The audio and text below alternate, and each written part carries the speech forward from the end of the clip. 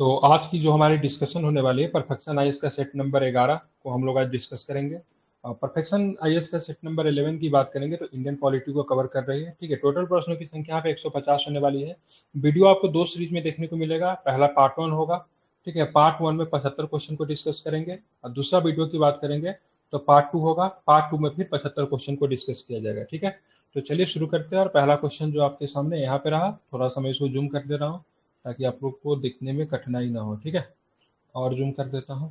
तो चलिए पहला क्वेश्चन आप लोग यहाँ पे देखिए। ठीक है, 1773 के विनियमन अधिनियम के संदर्भ में निम्नलिखित में से कौन सा कथन सही है? तो 1773 में तो आपको रेगुलेटिंग एक्ट आया था। ठीक है, ध्यान रखेंगे। और यहाँ पे इसने बंगाल के गवर्नर को बंगाल का गवर्नर जनरल जनरल नामित किया। बिल्कुल ठीक है, सही है। तो 1773 में, ठीक है, आपका रेगुलेटिंग एक्ट जो आया था उसमें बंगाल के जो गवर्नर जो था, ठीक है, उसको गवर्नर जनरल का नाम दिया गया। ये बिल्कुल सही है। और ऐसे पहले गवर्नर जो बने वारेन हेस्टिंग्स बने। कौन बने? तो ध्यान रखेंगे, वारेन, ठीक है, हेस्टिंग्स। ठीक है, हेस्टिंग्स की बात करेंगे, पहले गवर्नर बनते हैं। ठीक है, बंगाल के पहले गवर्नर जनरल। कलकत्ता में एक सर्वोच्च न्यायालय की स्थापना की गई। बिल्कुल, कलकत्ता में एक सर्वोच्च न्यायालय की स्थापना की गई थी। 1773 के एक में था कलकत्ता में सर्वोच्च न्यायालय। इसको स्थापित किया गया था 1774 में। ठीक है, 1774 में कलकत्ता में एक सर्वोच्च न्यायालय आपको देखेंगे इसी एक्ट के माध्यम से बनता है, जिसके मुख्य न्यायाधीश की बात करेंगे एलिजा इम्पे थे। एक मुख्य न्यायाधीश थे और 3 अन्य न्यायाधीश थे। ठीक है, कंपनी के कर्मचारियों को किसी भी निजी व्यापार में संलग्न होने की अनुमति दी गई। ठीक है, नहीं, कंपनी के जो कर्मचारी थे वो अपना निजी व्यापार नहीं कर सकते थे। ठीक है, भारतीयों से उनको उपहार लेना वगैरह इन सारी चीजों पर रोक लगा दिया गया था, ताकि आप ध्यान में रखोगे कंपनी के जो कर्मचारी जो थे काफी अधिक भ्रष्ट हो गए थे। ठीक है, ध्यान में रखना। ठीक है, इसी तरीके से आपको क्या था, एक दो की सही है, बाकी तीसरा नंबर कथन गलत है, क्योंकि यहाँ पे अनुमति दी नहीं गई थी, यहाँ तक कि उन पे प्रतिबंध लगा दिया गया था। ठीक है, और 1773 में बहुत सारी खामियां थी। इस खामियों को ठीक करने के लिए 1781 में आपको क्या आता है, तो एक्ट ऑफ सेटलमेंट आता है। ठीक है, इसको आपको ध्यान में रखना।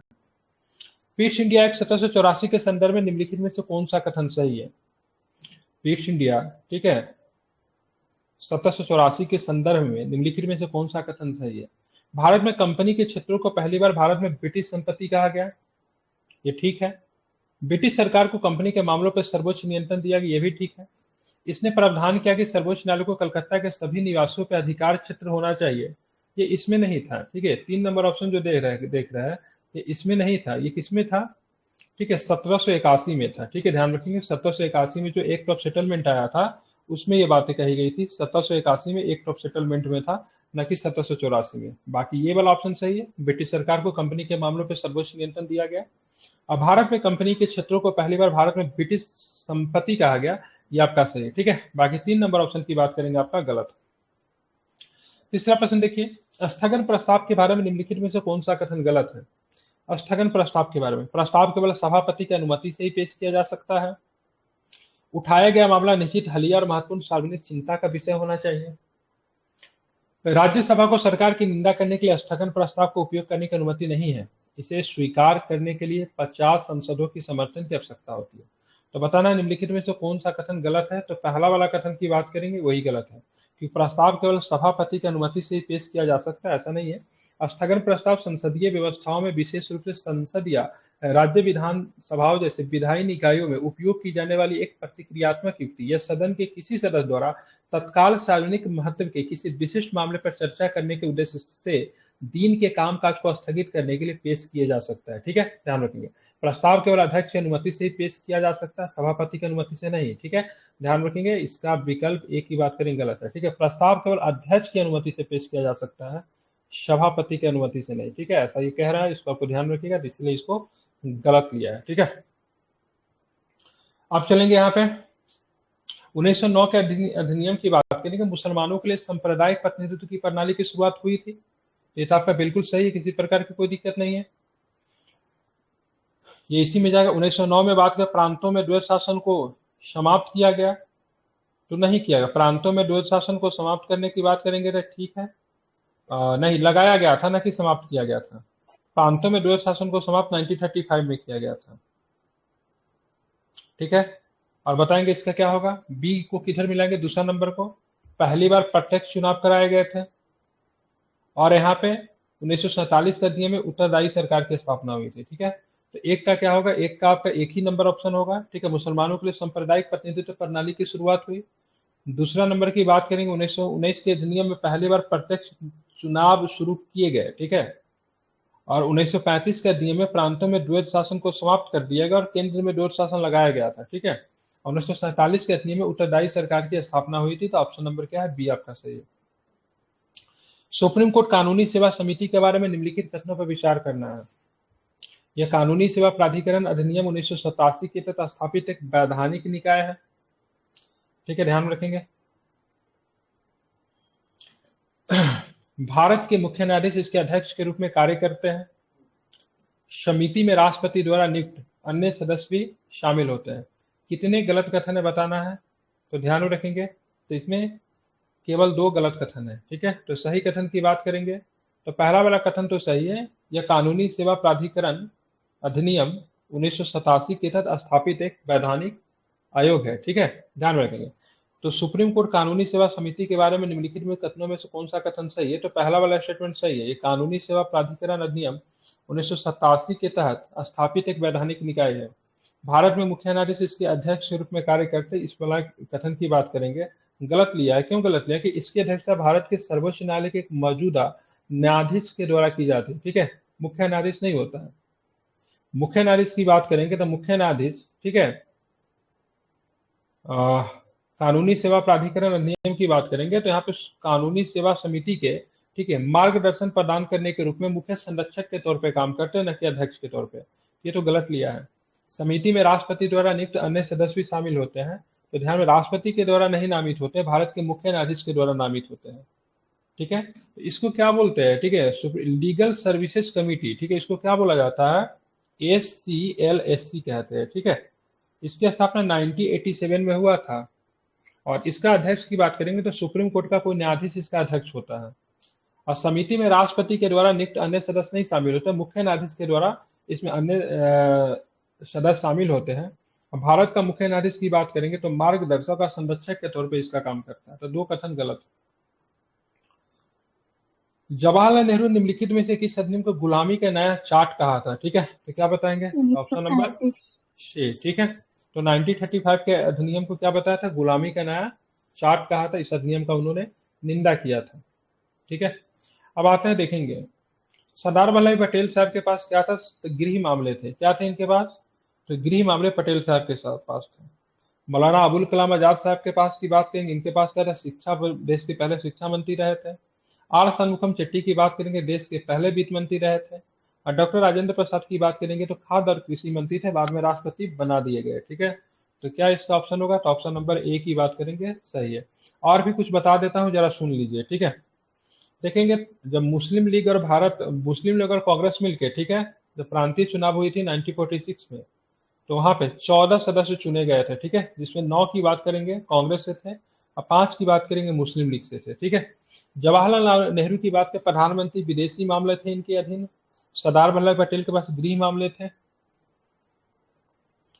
ठीक है, सॉरी, ये मैं आजादी की बात की बता रहा हूँ पहले की नहीं, मैंने 1946 बता दिया, मिस्टेक है। यहाँ पर भी 14 ही था, लेकिन इसमें से मुस्लिम लीग के सदस्य नहीं शामिल थे। ये स्वतंत्र भारत का है। ठीक है, स्वतंत्र भारत का मंत्रिमंडल के बारे में बता रहा हूँ। राजेंद्र प्रसाद के पास क्या थे, खाद्य और कृषि थे। मौलाना अबुल कलाम आजाद देश के प्रथम शिक्षा मंत्री। जॉन मथाई देश के पहले रेलवे और परिवहन मंत्री। आर के षणमुखम चेट्टी के पास वित्त था। अम्बेडकर जी कानून मंत्री बने थे। जगजीवन राम जी के पास श्रम मंत्रालय था। सरदार बलदेव सिंह देश के पहले रक्षा मंत्री थे। ठीक है, और राजकुमारी अमृत गौर की बात करेंगे तो स्वास्थ्य मंत्री। एससी भाभा की बात करेंगे, वाणिज्य मंत्रालय था। रफी अहमद किदवई की बात करेंगे, इनके पास संचार मंत्रालय था। डॉक्टर श्यामा प्रसाद मुखर्जी की बात करें, उद्योग और आपूर्ति मंत्रालय थे।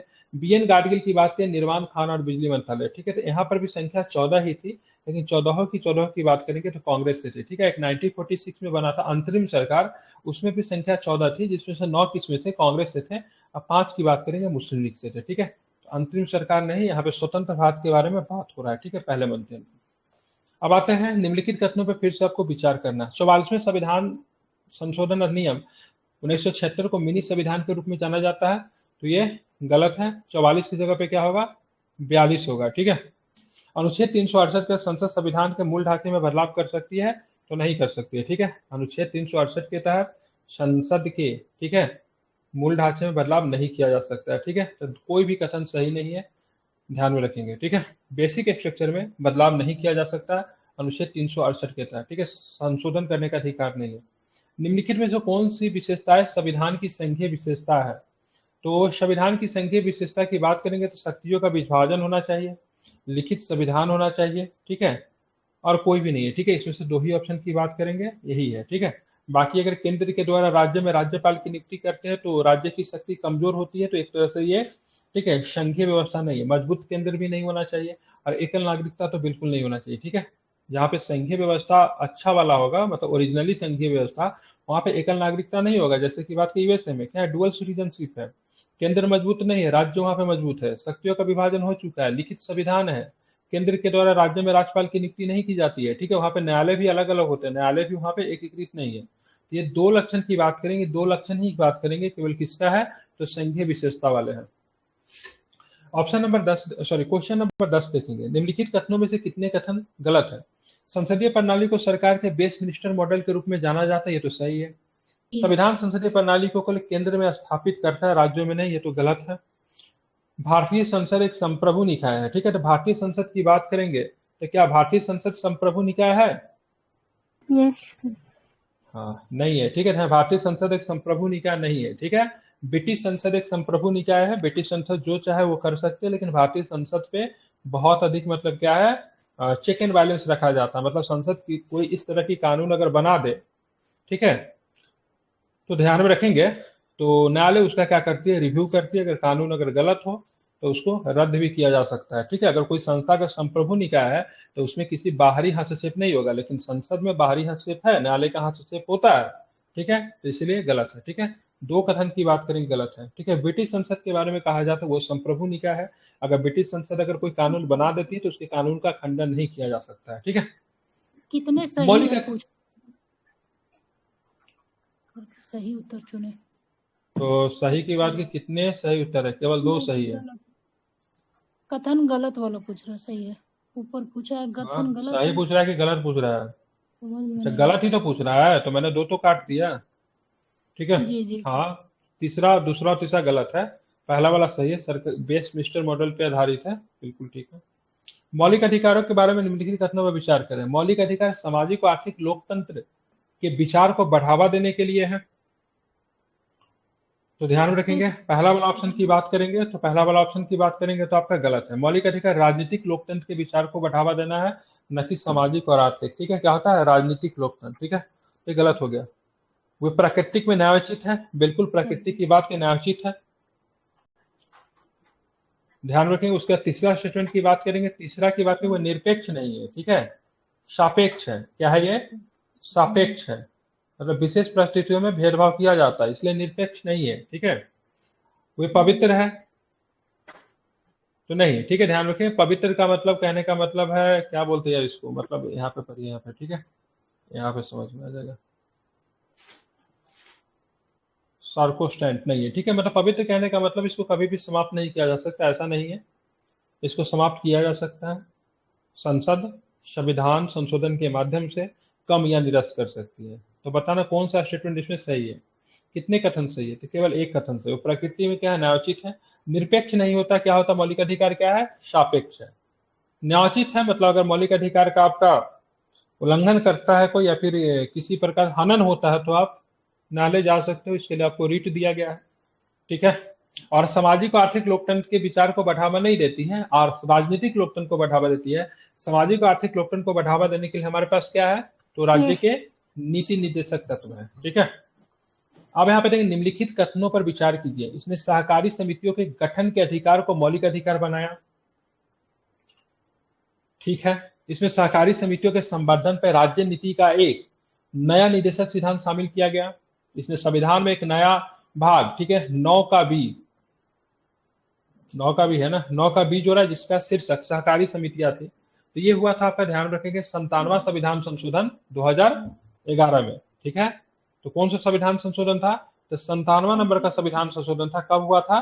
तो 2011 में हुआ था। इसको आपको ध्यान में रखना है। ठीक है, क्लियर? अब यहाँ पे देखेंगे, इसमें सहकारी समितियों के संवर्धन के लिए राज्य नीति का एक नया निदेशक विधान शामिल किया गया, और किसमें तो 43B में सहकारी संस्था जोड़ा गया है। ठीक है, एक नया भाग भी जोड़ दिया। कौन सा भाग जोड़ दिया? तो 9 के बी भाग को जोड़ दिया।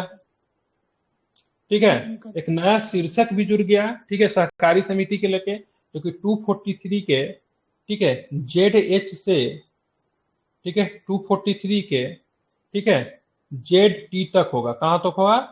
ZT तक होगा। ठीक है, तो ये नया अनुच्छेद हो गया, ये नया भाग हो गया। ये DPSP में भी एक नया अनुच्छेद को शामिल किया, ये भी आपको ध्यान में रखना है। ठीक है, अब मौलिक अधिकार के अनुच्छेद 19 में भी इसको शामिल किया गया। ठीक है, ध्यान में रखना है। समझ गया? क्लियर? याद आएगा? जी सर। 57वां संविधान संशोधन कब हुआ था, जो कि सहकारी बड़ा। समिति से संबंधित है? 2011 में। DPSP में कौन सा अनुच्छेद जोड़ा गया सहकारी समिति से? 43 का सब क्लोज बी। ठीक है, कॉन्स्टिट्यूशन में कौन सा पार्ट को ऐड किया गया, तो क्या बताएंगे?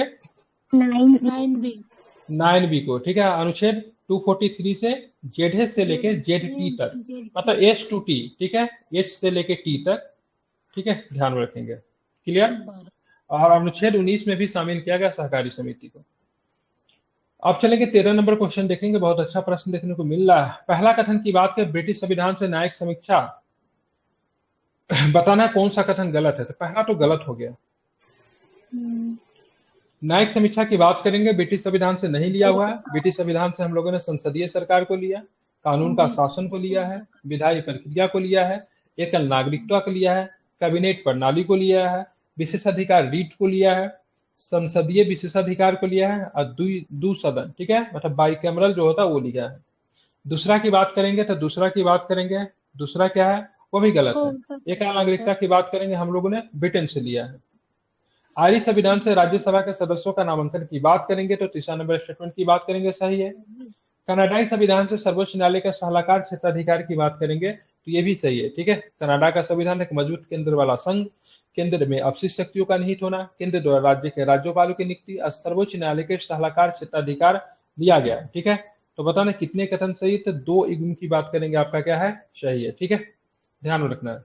न्यायिक समीक्षा की बात करेंगे, कहां से लिया गया, उल्टा कर दिया। ब्रिटिश संविधान से एकल नागरिकता होगा, न्यायिक समीक्षा अमेरिका से लिया गया है। ठीक है, हम भारत के लोग भारत को एक बनाने के लिए सत्य निष्ठा से संकल्प लेते हैं। क्या बनाएंगे हम भारत को, तो भारत को बनाएंगे संप्रभु, समाजवादी, धर्मनिरपेक्ष, लोकतांत्रिक, गणराज्य।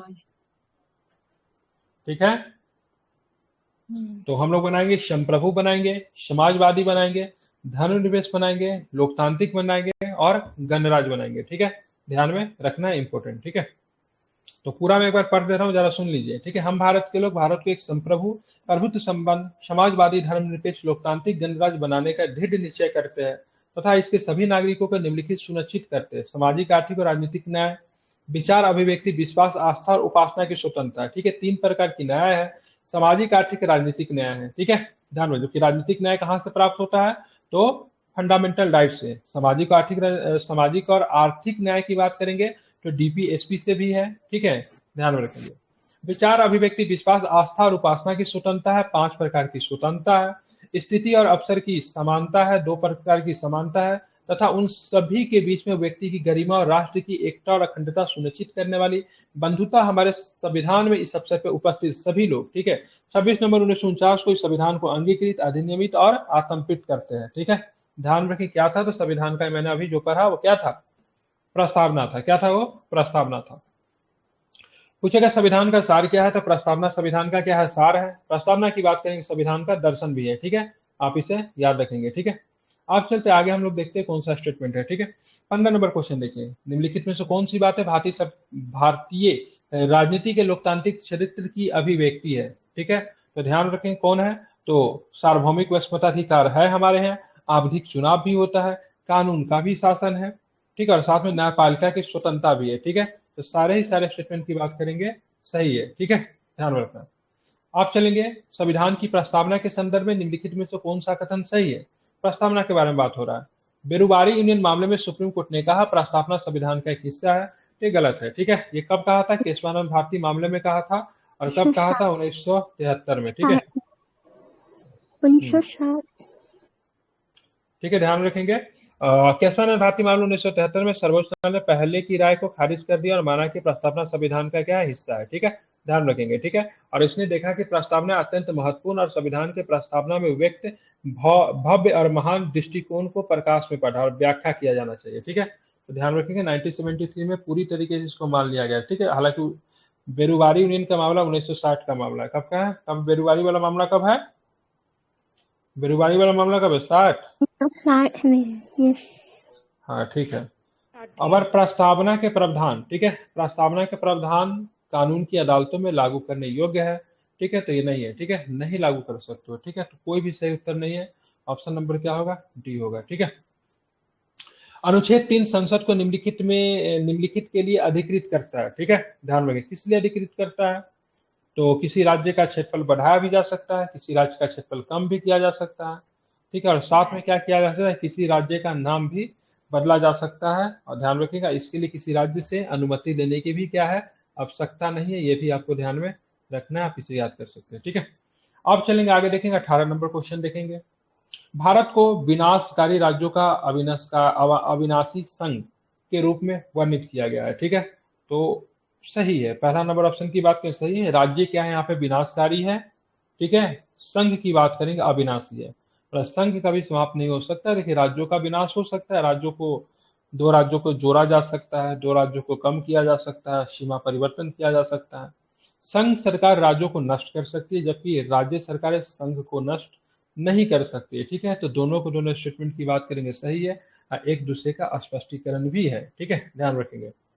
बाकी संयुक्त अमेरिका में आप देखोगे तो वहां पे संविधान के द्वारा किसी राज्य की क्षेत्रीय अखंडता या निरंतर अस्तित्व की गारंटी दी जाती है। ठीक है, ध्यान में रखना, बाकी भारत में नहीं दी गई है।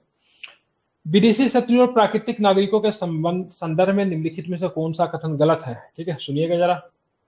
तो पहला नंबर ऑप्शन की बात करेंगे, तो पहला नंबर ऑप्शन की बात करें, विदेशी शत्रु को गिरफ्तार हिरासत से सुरक्षा नहीं मिलती है। बिल्कुल नहीं मिलती है। भारत में प्राकृतिक नागरिक राष्ट्रपति के पद के लिए पात्र नहीं होते। ठीक है, तो ध्यान रखेंगे, भारत में प्राकृतिक नागरिक राष्ट्रपति के पद के लिए पात्र नहीं है, तो ये गलत है। ठीक है, भारत में जन्म से नागरिक, प्राकृतिक नागरिक दोनों ही, ठीक है, राष्ट्रपति पद के लिए पात्र है, जबकि संयुक्त अमेरिका में केवल जन्म से जो नागरिक होगा वही राष्ट्रपति के पद के लिए पात्र होगा। ठीक है, प्राकृतिक नागरिक क्या होता है? जैसे मान लीजिए जिसने भारत की नागरिकता विभिन्न माध्यम से लिया तो वो प्राकृतिक नागरिक कहलाएंगे। ठीक है, हम लोग क्या है? हम लोग भारत के जन्म से नागरिक हैं। तो अमेरिका में राष्ट्रपति बनने के लिए व्यक्ति को प्राकृतिक नागरिक नहीं होना चाहिए, जन्म से नागरिक होना चाहिए। जिसका जन्म अमेरिका में हुआ होगा वही अमेरिका का राष्ट्रपति बन सकता है। ठीक है, तो निम्नलिखित को मतलब इससे गलत पूछना था ना, तो 2 नंबर आपका गलत है। निम्नलिखित अधिकारों पर विचार करें। वोट का अधिकार, दोहरी नागरिकता का अधिकार, सार्वजनिक पद के लिए चुनाव लड़ने का अधिकार। उपर्युक्त में से कौन सा अधिकार एक अनिवासी भारतीय मतलब एनआरआई को प्राप्त है लेकिन भारत के प्रवासी नागरिकों को, ठीक है, नहीं है? ठीक है, इसका आंसर वो क्या होगा? तो ध्यान रखेंगे, इसका वोट देने का अधिकार। ठीक है, और साथ में सार्वजनिक पद के लिए, ठीक है, चुनाव लड़ने का अधिकार। ठीक है, इसका आंसर क्या होगा? 1 और 3।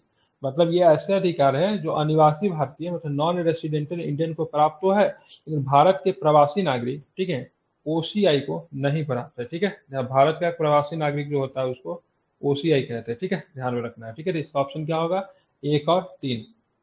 निम्नलिखित में से कौन पंचायतों के वित्तीय स्थिति की समीक्षा करने के लिए वित्त आयोग का गठन करता है? तो वित्त आयोग का गठन करने की बात करेंगे तो कौन करता है? तो इसको ध्यान में रखना है, क्या होगा इसका आंसर? तो संबंधित राज्य का राज्यपाल। ठीक है, तो संबंधित राज्य का राज्यपाल। सेट तो बना ही नहीं है, अब बीच में बोलना है। अब किसी का कॉपी नहीं आता है, ठीक है, एग्जाम में जाके जब देखेगी ना तब पता चलेगा। यही सब क्वेश्चन रहेगा, उसमें संबंधित राज्य का पंचायती राज मंत्री मार के आना। कितना बार बता दे इसे वित्त आयोग के द्वारा राज्यपाल के द्वारा वित्त आयोग का गठन किया जाता है। कौन सा अनुच्छेद है? अच्छा, जब बता दिए थे, दिन भर का समय दिए थे तो भी सेट नहीं बनता है किसी से। अगर डांटता हूँ तो फिर बात नहीं समझ में आता है। 243 का आई। जब बोल दिए एक सेट को कंप्लीट करने के लिए तो भी एक सेट कंप्लीट नहीं होता है। और यही पढ़ाई करेंगे, बीपीएससी निकालेंगे ये लोग। बस लगता है कहानी सुन लेंगे बीसी में 2 घंटा तो सब कुछ याद हो जाएगा। उसी का सेट अच्छे से कवर होता है जो अच्छे से बना के आता है। बाकी क्वेश्चन आंसर रखने के लिए तो बहुत सारा माध्यम है, सेट क्यों दिया जाता है? तो बनाएंगे फिर उसको पढ़ेंगे तब जाके चीजें कंप्लीट होती है। 243 की आई की बात करेंगे तो यहाँ पे पंचायतों का वित्तीय अधिकार दिया गया है। ठीक है, जब शुरू में मतलब क्या था, पंचायती राज संस्था तो पहले से स्थापित थी, लेकिन पंचायती राज को जब तक वित्तीय अधिकार नहीं देंगे तब तक बिल्कुल भी मतलब बात करेंगे वो प्रासंगिक नहीं होगी। ठीक है, इसलिए 73वां संविधान संशोधन होता है और 1992 में, ठीक है, पंचायतों को मतलब कहा जाता है भाई साहब इनको वित्तीय अधिकार दीजिए। 243 आई के तहत एक संबंधित राज्य का जो राज्यपाल जो होता है पिता को क्या करता है, स्थापित करता है। भारत का एक लोकतंत्र, भारत का लोकतंत्र इस तथ्य पे आधारित है कि भारत एक लिखित संविधान की बात करेंगे, लिखित है, मौलिक अधिकार प्रदान किए गए हैं, या फिर जनता को सरकार चुनने और बदलने के लिए अधिकार प्राप्त है। ठीक है, तो ध्यान रखिएगा, जनता को सरकार चुनने और बदलने के लिए अधिकार प्राप्त है, इसलिए भारत में क्या है, लोकतंत्र है। ठीक है, संविधान लिखित होने से लोकतंत्र नहीं होती है, मौलिक अधिकार प्रदान कर देने से भी लोकतंत्र नहीं होती है। मौलिक अधिकार प्रदान कर देना और उसको लागू करवाना बहुत बड़ी चुनौती है। ठीक है, इन सबको ध्यान में रखना। भारत में जनता को सरकार को चुनने, ठीक है, और मतलब क्या है, बदलने का अधिकार है, इसको आपको ध्यान में रखना है। इसीलिए भारत में क्या है, लोकतंत्र है। निम्नलिखित में से किस मामले में सर्वोच्च न्यायालय ने माना कि संविधान की 9वीं अनुसूची में रखे गए कानून न्यायिक समीक्षा से मुक्त नहीं है। ठीक है, तो ध्यान रखेंगे, तो मामला कौन था, तो कोई लहू मामला। ठीक है, और कब की मामला थी, ठीक है, तो 2007 की मामला थी। ठीक है, बिल्कुल ठीक है। और सुप्रीम कोर्ट ने एक मतलब एक इसमें एक ढांचा बना दिया था 1973 में, जो केशवानंद भारती मामले जो आया था उससे पहले के जो सब्जेक्ट रहेंगे उसका जुडिशियल रिव्यू नहीं किया जा सकता, लेकिन उसके बाद के जो सब्जेक्ट है उनका जुडिशियल रिव्यू किया जा सकता है। ठीक है, तो ध्यान रखेंगे, पूरा नाम था रिवेरो कोएलो। ठीक है, बनाम तमिलनाडु राज्य में एक मामला जो आया था 2007 में, सर्वोच्च न्यायालय माना कि संविधान की 9वीं अनुसूची में रखे कानून न्यायिक समीक्षा से मुक्त नहीं है। ठीक है, तो 2007 का ये मामला था और व्यक्ति का नाम क्या था, ठीक है, कोई हलो। ठीक है, कौन से स्टेट है, वर्सेस तमिलनाडु राज्य। ठीक है, बिल्कुल। अब आते हैं, देखेंगे 24 नंबर क्वेश्चन। देखिए, पहली बार 1861 का भारतीय परिषद अधिनियम अध्यादेश को प्रखायित करने का अधिकार देता है। सही है। ठीक है, कोई दिक्कत नहीं है। अनुच्छेद 123 और 213 में अध्यादेश को प्रखायित करने की शक्ति का उल्लेख है। 123 में राष्ट्रपति के पास है और 213 में बात करेंगे तो राज्यपाल के, लेकिन इससे कोई इसका संबंध नहीं है। ठीक है, इसलिए ऑप्शन क्या होगा, व्याख्या वाला। ठीक है, राज्य विधानमंडलों के चुनाव के सिद्धांतों में शामिल है, राज्य विधानमंडलों के चुनाव के सिद्धांतों में शामिल है। आप देखोगे वेस्ट मताधिकार के आधार पे होता है, बिल्कुल वेस्ट मताधिकार के आधार पे ही चुनाव होता है, चाहे राज्य का चुनाव हो, विधानसभा का या फिर संसद का। प्रत्येक प्रादेशिक निर्वाचन क्षेत्र के लिए केवल एक मतदाता सूची होगा, बिल्कुल एक ही मतदाता सूची होता है। अगर एक ही मतदाता सूची होता है और मतदाता सूची में पंचायत का चुनाव भी करते हैं उसी मतदाता सूची से, विधानसभा के चुनाव करते हैं और साथ में आप लोकसभा का भी चुनाव करते हैं। मतदाता सूची के निर्माण में धर्म, जाति, लिंग आदि का कोई स्थान नहीं होता है। राजनीतिक दल अपने मानदंड रखने के लिए स्वतंत्र होंगे, बिल्कुल। तो सारे कथन की बात करेंगे आपके सही है, किसी प्रकार का कोई दिक्कत नहीं है। ठीक है, संविधान की प्रस्तावना के संदर्भ में निम्नलिखित में से कौन सा कथन सही है। ठीक है, तो पहला नंबर ऑप्शन आप देख रहे हो, भीमराव अम्बेडकर द्वारा पारित उद्देश्य प्रस्ताव ने अंतिम प्रस्तावना की नींव रखी, तो गलत है। जवाहरलाल नेहरू के द्वारा उद्देश्य प्रस्ताव को प्रस्तुत किया गया था। प्रस्तावना संविधान के विशिष्ट प्रावधान को रद्द नहीं कर सकती है। ठीक है, तो ध्यान रखेंगे, बिल्कुल संविधान के विशिष्ट प्रस्ताव को प्रस्तावना रद्द नहीं कर सकती। ऑप्शन की बात करेंगे सही है। डॉक्यूमेंट्स केवल 2 ऑप्शन की बात करेंगे, आपका क्या है, करेक्ट है। निम्नलिखित प्रावधानों पर फिर से आपको विचार करना है। राज्यों को सामाजिक और शैक्षणिक रूप से पिछड़े वर्गों की उन्नति के लिए विशेष प्रावधान करने का अधिकार दिया गया है। ठीक है, ध्यान रखेंगे। दूसरा स्टेटमेंट है, यह व्यापक रूप से माना जाता है कि इसे मौलिक अधिकारों की न्यायिक व्याख्याओं को दूर करने के लिए अधिनियमित किया गया था। उपयुक्त प्रावधान निम्नलिखित में से किस संशोधन से संबंधित है, तो पहला संविधान संशोधन से ये संबंधित है। ठीक है, ध्यान रखेंगे। ठीक है, तो पहला संविधान संशोधन से क्या संबंधित है, पहला संविधान संशोधन की बात करेंगे 1951 में हुआ था। अनुच्छेद 15 में चौथा खंड जोड़ा गया था, जिसमें सरकार के नागरिकों को सामाजिक और शैक्षणिक रूप से पिछड़े वर्गों या अनुसूचित जातियों, अनुसूचित जनजातियों के उत्थान के लिए कोई भी कानून बनाने का अधिकार दिया गया। इसमें यह लिखा गया कि इस अनुच्छेद का अनुच्छेद 29 के खंड 2 में कुछ भी राज्य को नागरिकों के किसी भी सामाजिक और शैक्षणिक रूप से पिछड़े वर्ग या अनुसूचित जातियों, अनुसूचित जनजाति के उत्थान के लिए कोई विशेष प्रावधान करने से नहीं रोकेगा। ठीक है, ध्यान रखेंगे। जोड़ा गया खंड स्पष्ट करता है कि यदि ऐसे विशेष प्रावधान पेश किए जाते हैं तो उन्हें संविधान के अनुच्छेद 15 अनुच्छेद 29(2) का उल्लंघन नहीं किया जा सकता है। ठीक है, तो अनुच्छेद 15 अनुच्छेद 29(2) समानता के अधिकार की बात करता है ना, 29(2), ठीक है, 15। तो अगर अनुसूचित जाति अनुसूचित जनजाति को विशेष अधिकार देते शैक्षणिक आधार पे, तो इसका उल्लंघन नहीं होगा। ठीक है, इसलिए मौलिक अधिकार प्राकृतिक में क्या है, सापेक्ष है। ठीक है, निरपेक्ष नहीं है। ठीक है, तो पहला संविधान संशोधन में ये सारी बातें कही गई थी। संपत्ति के अधिकार के संदर्भ में निम्नलिखित में से कितने कथन गलत है? तो पहला की बात करें, 82वें संविधान संशोधन ने 1976 के द्वारा मौलिक अधिकारों को सूची से हटा दिया गया, तो गलत है। यहाँ पे क्या होगा, 44 होगा, यहाँ पे क्या होगा, 1978 होगा। ठीक है, इसमें अनुच्छेद 301 के तहत कानूनी अधिकार बना दिया गया, तो ठीक है। इसे संविधान के भाग 7 के तहत रखा गया है। ठीक है, तो ध्यान रखेंगे, तीसरा स्टेटमेंट की बात करेंगे, तो तीसरा स्टेटमेंट की बात करेंगे, सही है। ठीक है, अभी 300 का जो भाग किसमें है, ये क्या लिखे हैं, 12 है, 7 में कह रहा हूँ। ठीक है, भाग 12 में और 300 के ए में है। ठीक है, यह केवल नागरिकों के लिए उपलब्ध है। ठीक है, गलत है। ठीक है, ये केवल नागरिकों के लिए नहीं उपलब्ध, कानूनी अधिकारी है। ठीक है, ध्यान रखें, सभी को है। ठीक है, तो आपके 2 कथन की बात करेंगे, गलत है। ठीक है, और 2 की बात करेंगे, सही। संपत्ति का अधिकार कानूनी अधिकार है, 300 के ए में आपको देखने को मिलेगा। भाग किसमें देखने को मिलेगा, तो भाग आपको 12 में आपको देखने को मिलेगा। ये भी आपको ध्यान में रखना है। ठीक है, इंपॉर्टेंट है।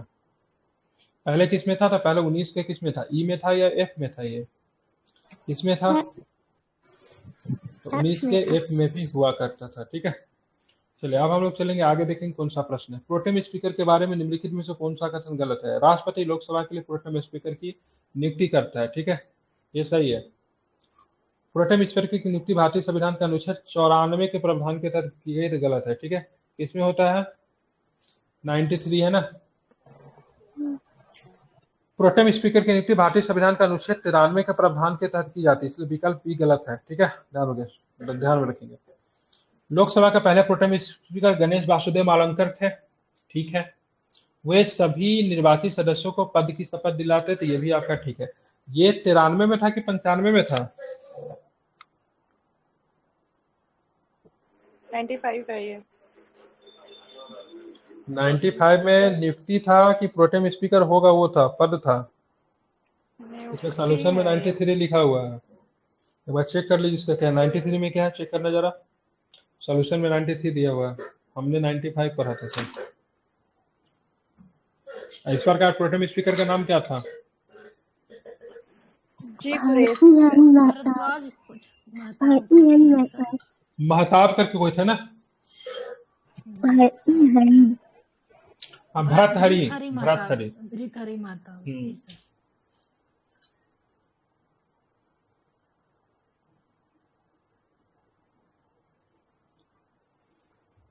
The Lok Sabha shall as soon as may be choose 2 members of the houses to respectively speaker and deputy speaker। ठीक है, तो गलत दिया हुआ है। ठीक है, इसमें 95 होगा। और 93 की बात करेंगे, क्या बोलता है, तो 93 क्या कहता है, तो लोकसभा जो होगा, ठीक है, अपने में से, ठीक है, एक स्पीकर और एक को डिप्टी स्पीकर जितना जल्दी हो सके उसका चयन करेगा। ठीक है, अब 95 में क्या है, सोल्यूशन में गलत लिखा हुआ है। ठीक है, अब 95 की बात करेंगे, 95 में क्या है, Will the speaker of is vacant, the duties of the office shall be performed by the deputy speaker।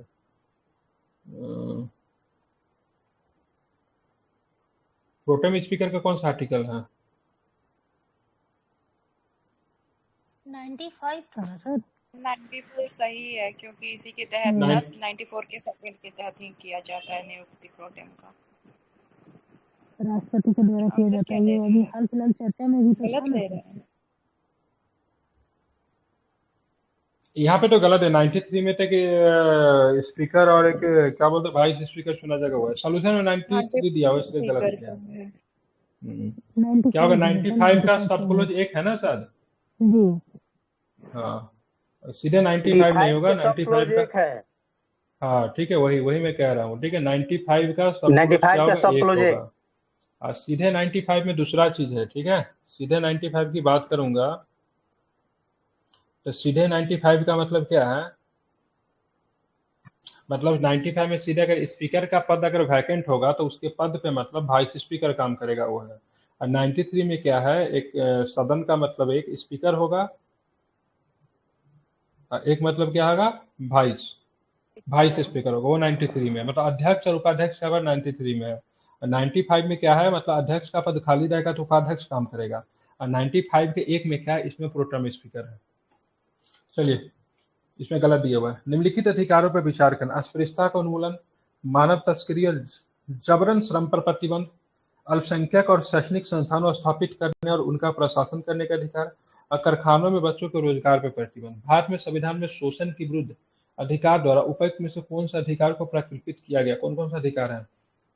मानव दो है, तस्करी ठीक और है। क्या है? दो है, श्रम वाला 23-24 में है। कारखानों में तो कारखानों में बच्चों का रोजगार ये वाला तस्करी और और ये कारखानों वाला, में दो और ठीक है, चार ध्यान रखेंगे, ठीक है। तो दो में क्या है, कौन सा अनुच्छेद है? मानव 20 तस्करी मानव वाला तस्करी की 23 बात वाला करेंगे। सर, मानव तस्करी जो 21 है, और ये कितने हैं? 24 ये में 24 बच्चे। है, ठीक है, ध्यान रखेंगे, ठीक है। तो दो है आपके। पंचायत समिति के सदस्य चुने, पंचायत समिति के सदस्य होते हैं, कौन होते हैं पंचायत समिति के सदस्य? जनता जो द्वारा जनता के द्वारा चुने जाते हैं। सीधे चुन लिए जाते हैं, बिल्कुल प्रत्यक्ष तरीके से चुने जाते हैं। हम्म। निम्नलिखित अधिकारों पर विचार का: आश्रय का अधिकार, संपत्ति का अधिकार, विदेश यात्रा का अधिकार, समान कार्य के लिए समान वेतन का अधिकार, वोट का अधिकार। निम्नलिखित अधिकारों में से किसको भारत के सर्वोच्च न्यायालय के द्वारा मौलिक अधिकार के रूप में मान्यता दी गई है? ठीक है, तो ध्यान रखेंगे कौन कौन को दिया गया है। तो आश्रय का अधिकार है, ठीक है, 3 ठीक है। और 4 विदेश यात्रा का अधिकार है, ठीक है। और चार समान कार्य के DPSP लिए समान वेतन का अधिकार है, ठीक है, ध्यान रखेंगे, ठीक है।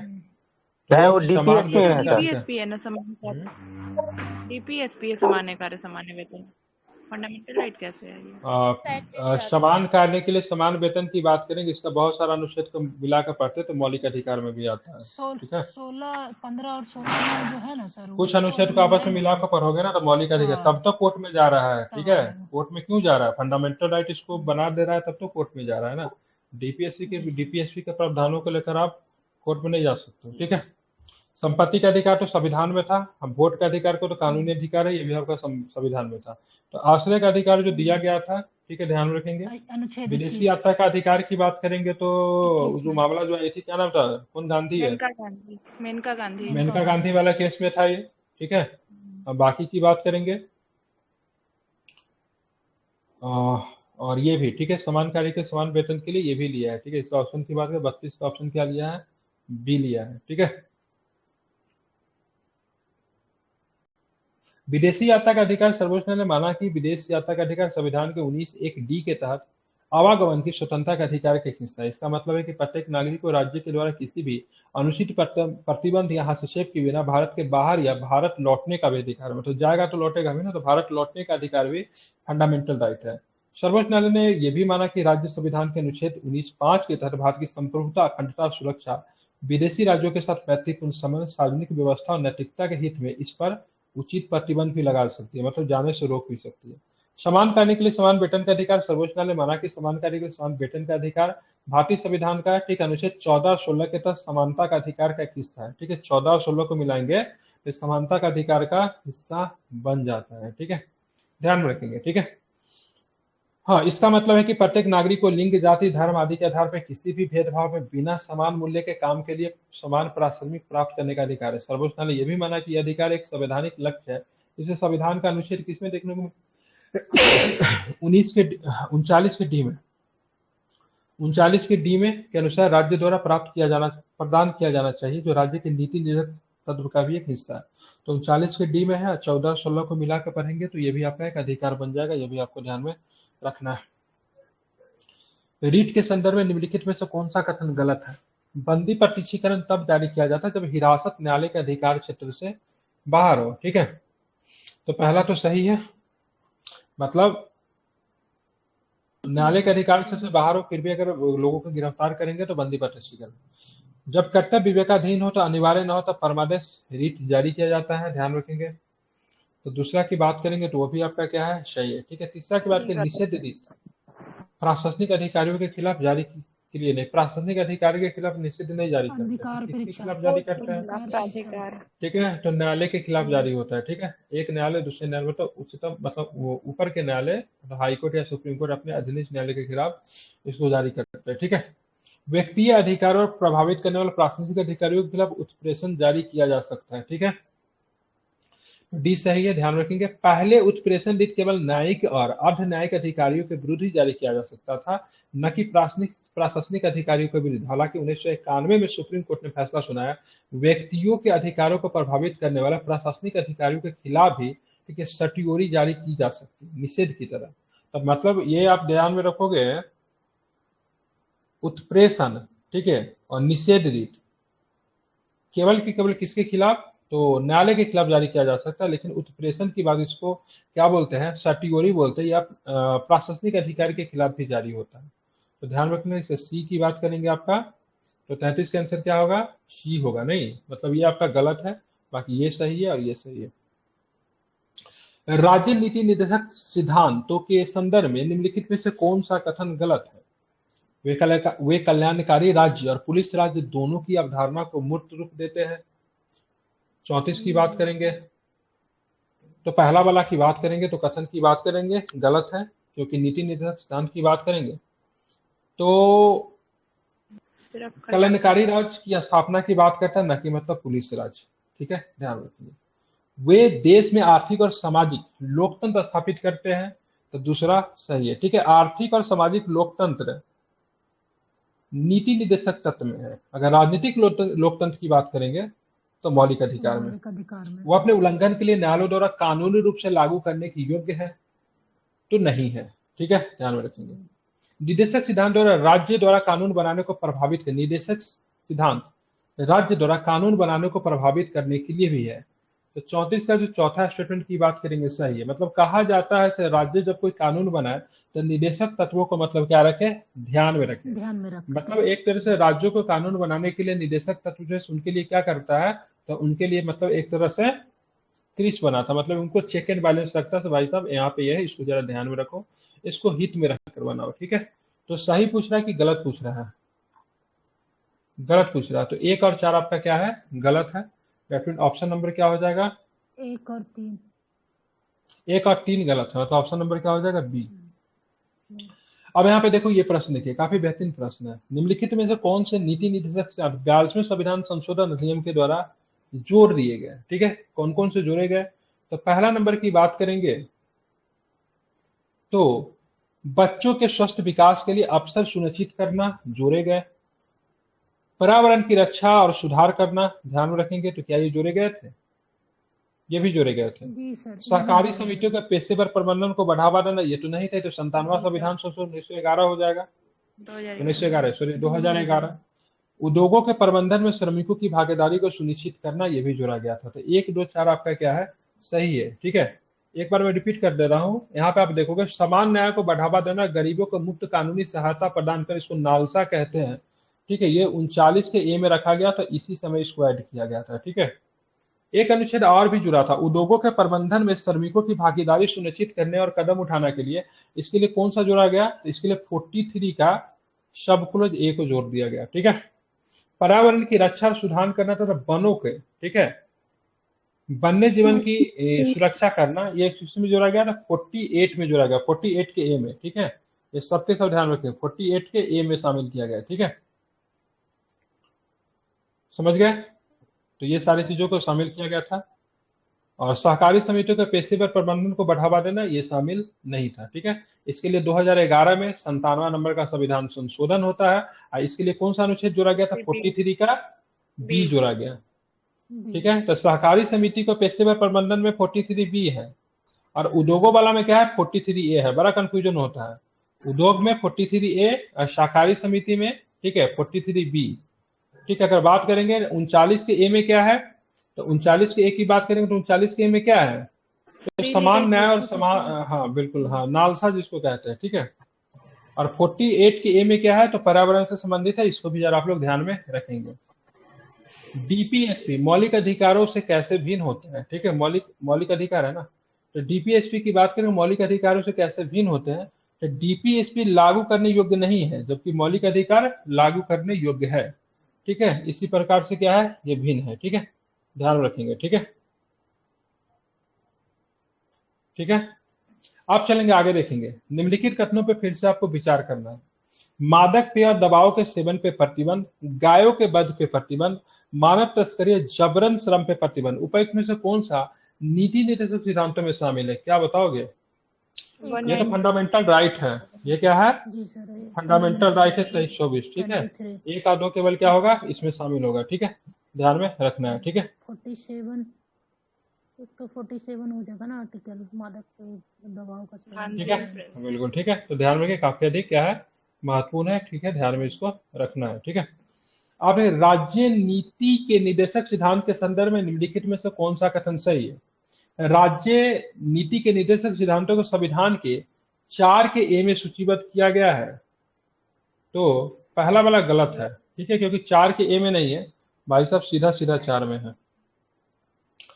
संविधान नीति निर्देशक सिद्धांतों को 3 व्यापक श्रेणियों में वर्गीकृत करता है। तो देखिए, समाजवादी गांधीवादी सिद्धांत, उदार बौद्धिक सिद्धांत तो है, लेकिन संविधान में इसके बारे में कोई चर्चा नहीं है। ठीक है, ध्यान रखेंगे, इसको अपने हिसाब से बना दिया गया है, संविधान में इसके बारे में कोई भी चर्चा नहीं है। ठीक है, ध्यान रखेंगे, तो कोई भी सही नहीं। अगर बोलेगा से देखिए, नीति निर्देशक समाजवादी है, गांधीवादी है, उदारवादी है, उदारवादी या फिर बौद्धिक है, लेकिन इसके बारे में संविधान में चर्चा नहीं किया गया है। ठीक है, ध्यान में रखना है। ठीक है, हाँ, इन्हें सहूलियत के लिए सामग्री और दिशा के आधार पर उन्हें 3 व्यापक श्रेणियों में विभाजित किया गया, लेकिन संविधान में इनके बारे में चर्चा नहीं है।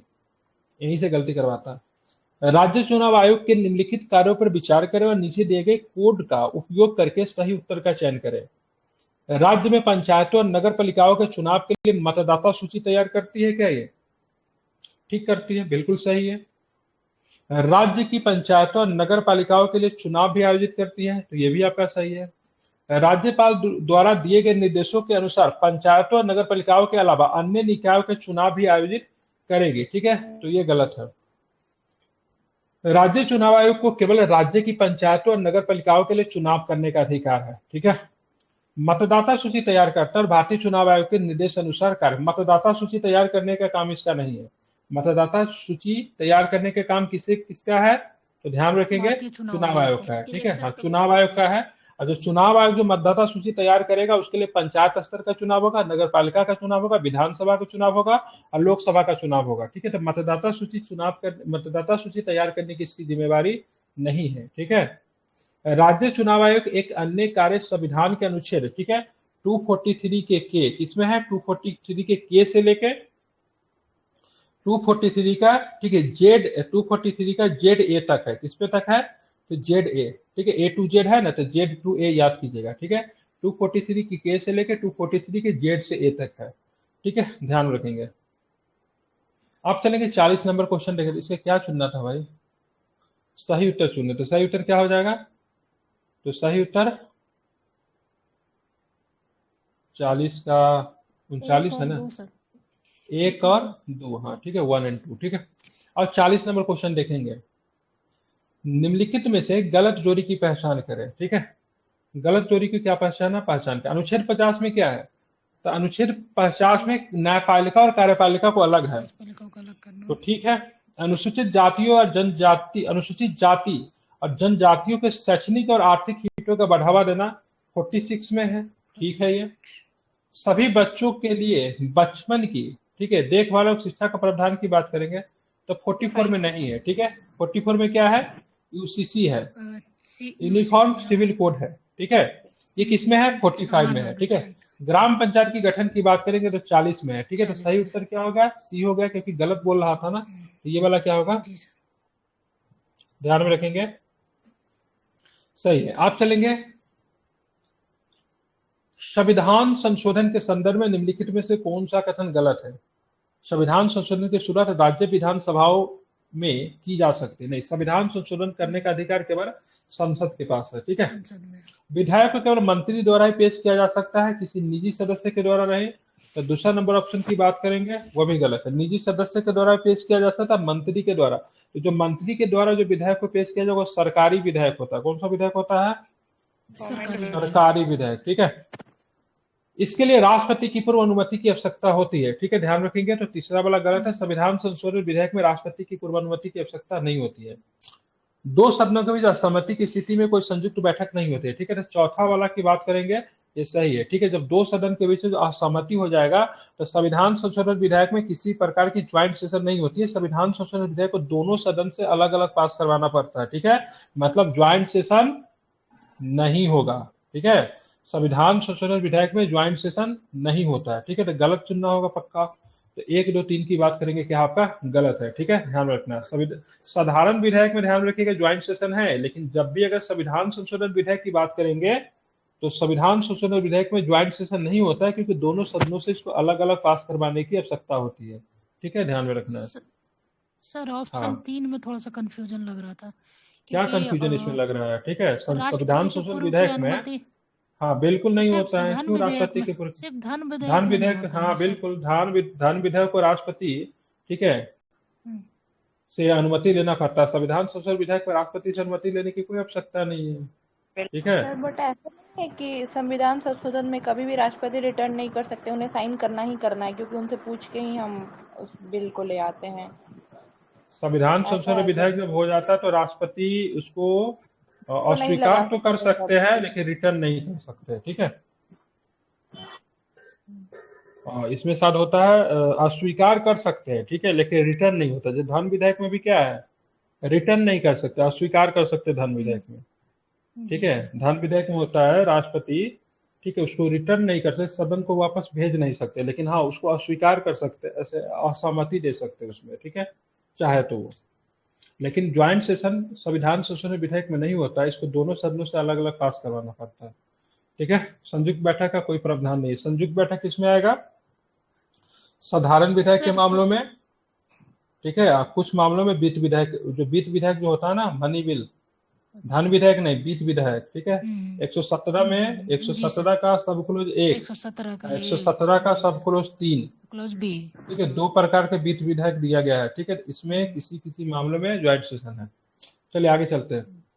संविधान के संशोधन के संदर्भ में निम्नलिखित में से कौन सा कथन सही है? 42 नंबर। ठीक है, तो पहला नंबर स्टेटमेंट की बात करेंगे। अनुच्छेद 368 में संसद के विशेष बहुमत राज्यों की सहमति से संशोधन किया जा सकता है। राज्य के नीति निर्देशक सिद्धांतों में संसद के विशेष बहुमत से संशोधन किया जा सकता है। नए राज्यों के प्रवेश या स्थापना के लिए संसद के साधारण बहुमत से संशोधन किया जा सकता है। सारे ही सारे कथन की बात करेंगे, ऑल स्टेटमेंट ट्रू सही है। ऑप्शन नंबर की बात करेंगे, डी सही है। ठीक है, मतलब राज्यों की स्थापना या फिर उनमें, ठीक है, प्रवेश की बात करेंगे तो वो साधारण बहुमत से मतलब क्या होता है, उसमें संशोधन हो जाता है। इसको भी आपको ध्यान रखना चाहिए, महत्वपूर्ण है। ठीक है, अब हम लोग चलेंगे, देखेंगे 43 नंबर क्वेश्चन। संविधान की कुछ विशेषताएं इसके लिए इतनी आवश्यक है कि उन्हें निरस्त नहीं किया जा सकता, बिल्कुल नहीं कर सकते। इसी को हम लोग किसमें रखते हैं? मूल संरचना का सिद्धांत दिया गया था। कौन सा? मूल संरचना। ठीक है, मूल संरचना का सिद्धांत दिया गया था, मतलब इस संविधान का कुछ चीजें इतनी आवश्यकता है कि उसमें तोड़ ममोड़ नहीं किया जा सकता। ध्यान रखेंगे, दैट मीन्स अनुच्छेद 368 के तहत, ठीक है, संविधान की कुछ ऐसी संरचना है उसमें संशोधन नहीं हो सकता है। ठीक है, ध्यान रखेंगे। मौलिक अधिकारों को कम नहीं किया जा सकता है, छीना नहीं जा सकता, ये गलत है। मौलिक अधिकारों को कम भी किया जा सकता है और उसको छीना भी जा सकता है। ठीक है, विशेष परिस्थिति में। ठीक है, और विशेष परिस्थिति में छीना भी जा सकता है और कम भी किया जा सकता है, और राष्ट्रपति के द्वारा उस पर निलंबन भी लगाया जा सकता है। संविधान के अनुच्छेद 368 में निर्धारित प्रक्रिया के अनुसार ही संशोधन किया जा सकता है। ठीक है, तो ध्यान रखिए, सही है। पूछ क्या रहा था? अच्छा, मतलब किसी मूल संरचना का सिद्धांत को दर्शाता है। ठीक है, तो ये आपका मूल संरचना का सिद्धांत, ध्यान में रखेंगे। 1 मिनट, लाइट गई क्या? ये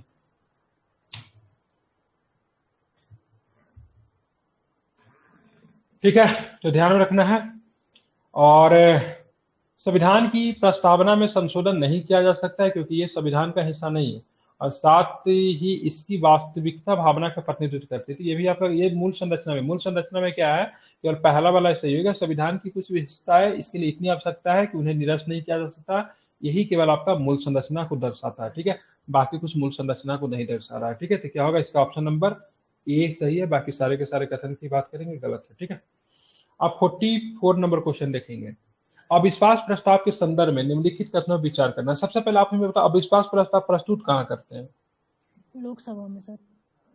लोकसभा में। बिल्कुल, तो केवल लोकसभा में ही अविश्वास प्रस्ताव आएगा, या फिर विधानसभा में भी आ सकता है। ठीक है, या तो लोकसभा में आएगा या फिर विधानसभा में आएगा। ठीक है, मतलब सिंपल शब्दों में अगर बात करें तो निचले सदन में क्या होगा?